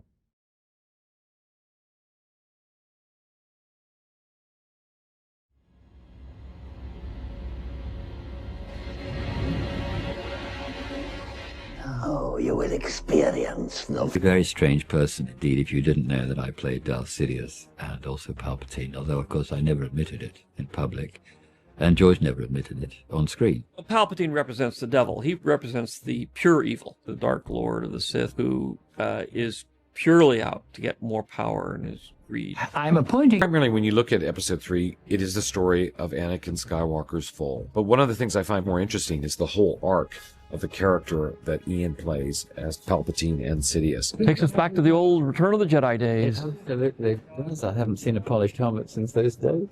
If you wanted a subtitle for these movies, it could be Fathers and Sons. I need your help, son. And Anakin's natural father in this film, he's certainly a father figure for him. So then you can pull him. Yeah. You say, I've known you since you were a little boy. Everybody believes it's Darth Vader, who's the really ultimate bad guy, but the guy who's truly evil is Palpatine. He has manipulated this whole saga. Ian does such an amazing job of playing the puppet master. You know, he pulls each string with such charming yet evil precision. I think one of the factors of the character I play is temptation, and Anakin is tempted and indeed seduced by what Palpatine has to say and has to offer. You wanted to see me, Chancellor? Very conflicted and understand his plight. But at the end of the day, he wants this thing called power. It's all really well embodied in one scene at the opera, where Palpatine shares a story, an old Sith tale, which very much impressed Anakin at the very core of sort of his fears and desires. Palpatine sort of tightens his hold on Anakin and instills very profound notions of grandeur. Dark side of the Force is a pathway to many abilities some consider to be unnatural. Ian has been amazing to watch. I mean, he comes from that English stage background where he learns the lines, he nails it every single time. And it's interesting to watch George just sort of sit back and just go, it's like he knows the character, Ian knows the character, it's a no-brainer. Yet, it's incredibly powerful. The Sith will rule the galaxy. We shall have peace. Very good. When you're just playing a scene with another actor, and it's a scene that has a chance to develop, that it's a dialogue scene in which there are many beats, you can make different choices, not ones that interfere with the continuity. But you're able, if you can find them in yourself, to offer George and the editor lots of different things. A safe and secure Shots fired! That was perfect, wasn't it? Absolutely perfect, Ian. Ian's one of the few actors who actually likes to get made up. You got to remember, he comes from the theater, comes from one of the best theaters, not only as a director, but a wonderful actor. All actors who really are playing a different character altogether really love to get into the kit because that helps them so much become this other person that they're playing. I really feel I know Palpatine and the other guy, who I think we're allowed to talk about now, quite well. We've been intimates for the best part of 30 years, and I've been switching between those two characters, as you would imagine. So in and out of two different makeups on a regular basis. I think these guys are getting really good at it now. And they got it down to an hour and 3/4. Now I think they could probably do it in their sleep. They certainly do it in mine. What kept you? I found when I read the script, not only did I have a lot to say, but I had a lot to do, that he seemed to have turned into Action Man. Ian is a classical Shakespearean actor. You know, the last thing in the world that he can do or wants to do is be a Jedi Master. You know, he is not a Jedi Master. He's got to be even more powerful than the Jedi. You know, so it's not that was not a day that he relished. I knew we'd be shooting those scenes in about 5 days. So I didn't have that long with Nick to get up to speed. Relax. There you go, like that. It's got to look neat. Go over and over. It's got to act. Over and over and over, and I take it away like that. We had to incorporate Ian into those sequences. We learned to move at a specific speed and sort of dexterousness that Ian just doesn't have yet because he wasn't focused on doing that. And then backing up. Yeah. But I didn't know he could use a lightsaber. And twice as fast. In fact, no, 500 times as fast as anyone else. And sometimes, you know, he would not be looking, and I whacked him. You get hit, and those things hurt when you get hit. I think it really came off. I was very worried about it when we were shooting, and I know how uncomfortable Ian was. Both of them were. But I think they did a great job because it's a fight of close-ups. It's a fight of the two of them sensing who has got the greater strength. Great sequence.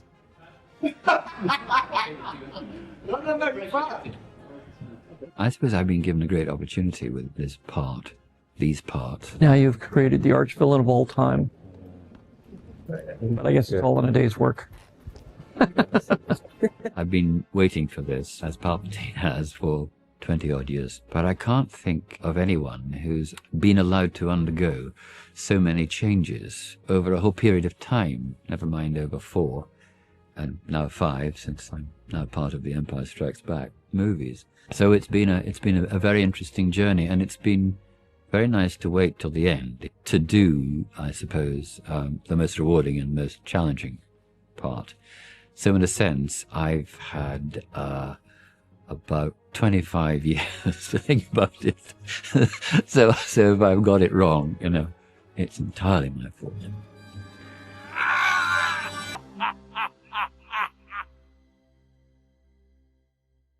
And action.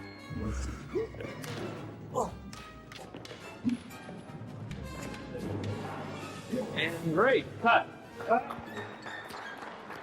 We've gone as far as we can go with this Jedi fighting style, so we've upped the ante in this film to the max.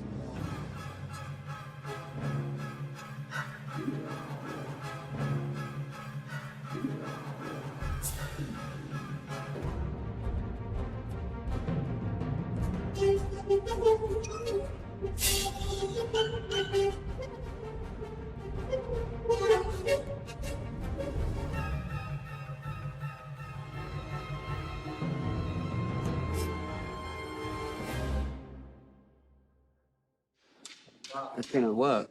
When I first got the call from Rick, of course, like anybody would be, I was really excited. I was luckier than most. I managed to get to the ranch and talk to George and find out who was fighting who, so I kind of had a bit of a heads up, and then got out here and started.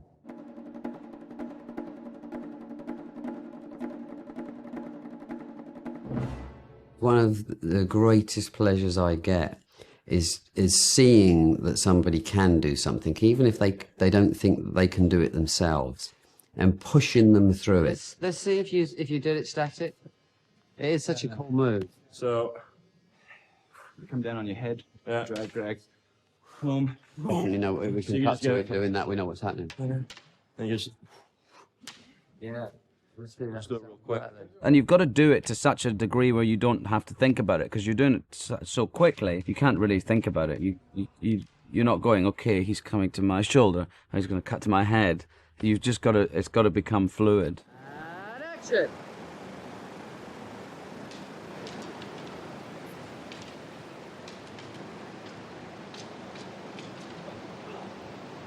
Good. We always test shoot everything ahead of time. One of the main reasons is that we never get onto a set because they're knocked down and built as we go. So I get the blueprints from the art department, and then the corridor just gets smaller. I can just put up a little marker at the end. Yeah. And we mark them out with tape on the floor in our rehearsal room. And we have to know when we're going through doors, we have to know when we're going to turn left and right to match the set, because otherwise you're turning straight into a wall. So we test shoot everything just to make sure that when we get on the set for the first time, you know, it'll happen. Action.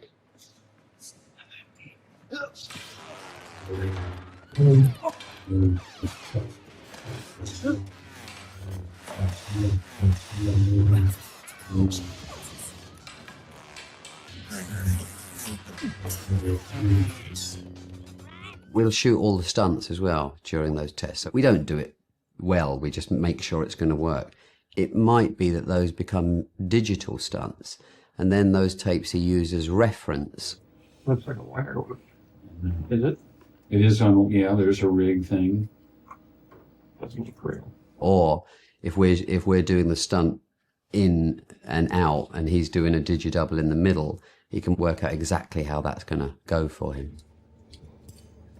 That's right, but he's got to, when he does his second kick, comes up, he hits, and he springs himself back. Yeah, we could maybe lift him, if we're just doing the first bit from there. That would work. Yeah? And then you can do the second bit. Fantastic. Once we've test shot everything, I'll then edit it on my computer. It'll go to the ranch, it allows George to look at it. He can then, anything that he doesn't like, he can change. Let's not make this messy in front of the Chancellor. Nick's working out the choreography and filming it just with home video and sending it to us. So we're injecting this cut footage into our Videomatic sequences at this point. So George can look at the progress of how the fight scene may eventually show up.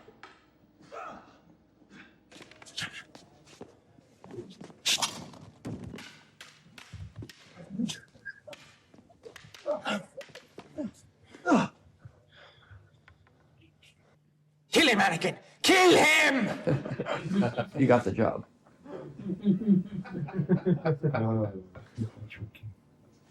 I've always tried to get a moving representation of what that storyboard should be. Sometimes we've used bits and pieces of documentary film, sometimes we've done little stick figure animations, but it's really to create the story in a visual form that we can then relate to in terms of saying this is how long the sequence is going to be, this is the kind of shots we need, and it gives everybody, including the actors, a sense of what is going to happen and what they're trying to accomplish.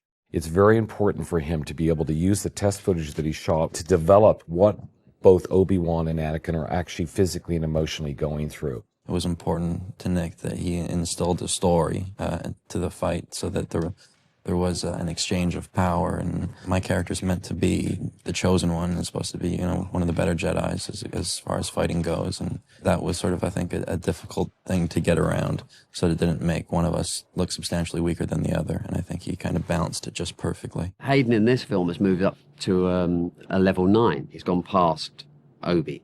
Now, the difference between a level 8 and a level 9 really is the dark side. You have to go through each level in order to attain the next level, and if you do it too quick, you're going to get in trouble. So that's how I work on his, you know, his downfall is going to be aggression. Obi is also aggressive. They're almost the same, those two, because they've come up through the same way. Taught by Qui-Gon, Tyrannus, Yoda. Good Palpatine double. Kyle brought a friend of his along called Michael Burns, who has been amazing. And then I needed to get a team of stunt riggers that run ahead of us on the stages, just because we never get any time, and they just make sure everything's going to happen. No matter how you do it in films, you're always using stunt doubles for certain amounts of action set pieces. The older actors, Christopher Lee and Ian and Yoda, it's more difficult for them to do the highly physical types of work. So you use a combination of stuntmen and the actors to create the sword fight in a way that is, realistic and looks good. And then occasionally, the advantage we have now is that we...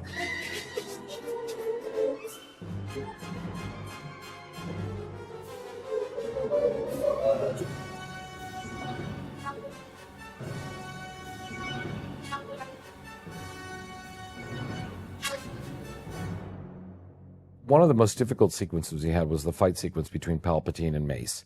It was always our idea to use the 2 stunt doubles to do the majority of the work, but George really was reluctant to do that. The thing of it is the fight has to be changed. You can't change Ian, you got to change the fight. He wanted to be close up. He really wanted to be right in Mace's.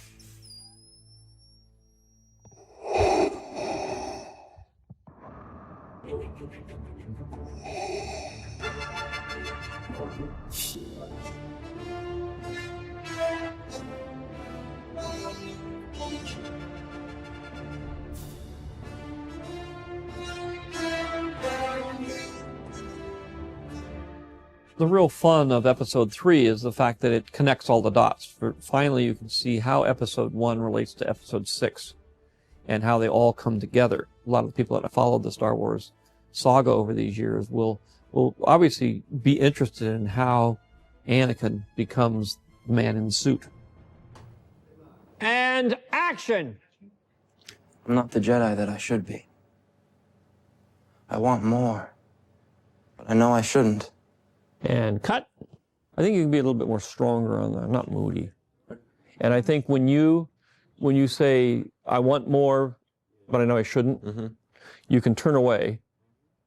I want more, but so when you're saying, I know I shouldn't, you're turning away. I know I shouldn't. You got to remember, this is one movie, and it's meant to be seen 1 through 6. So I think when you watch the actual movie in order, the story will become very clear that Anakin is the chosen one. You refer to the prophecy of the one who will bring balance to the Force. You believe it's this boy? And even when Anakin turns into Darth Vader, he is still the chosen one. Oh, when you're a kid, he's the pinnacle of all evil.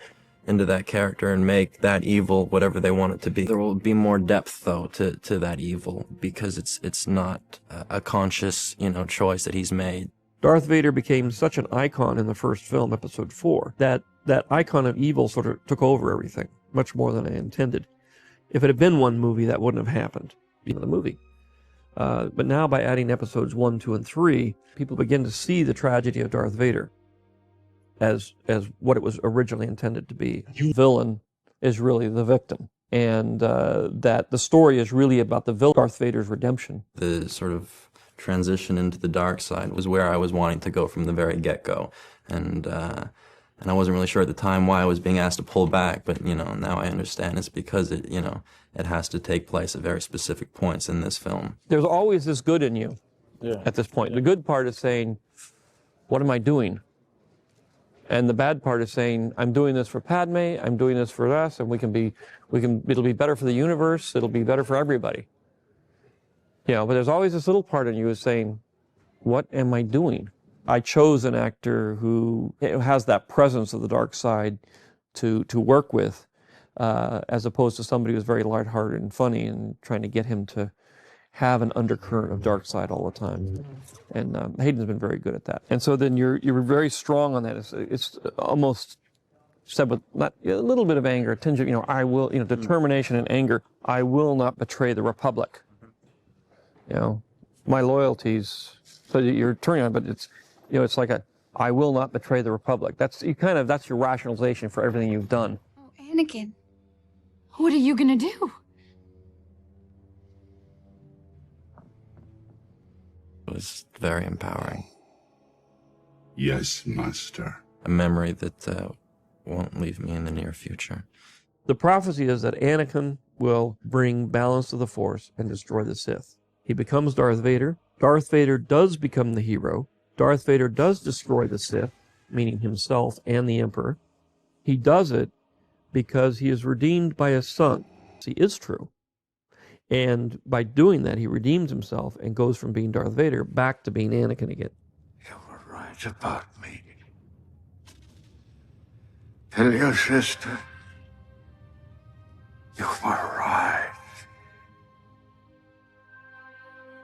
Everybody thought of Darth Vader as this big evil guy that, had no heart. He was just evil.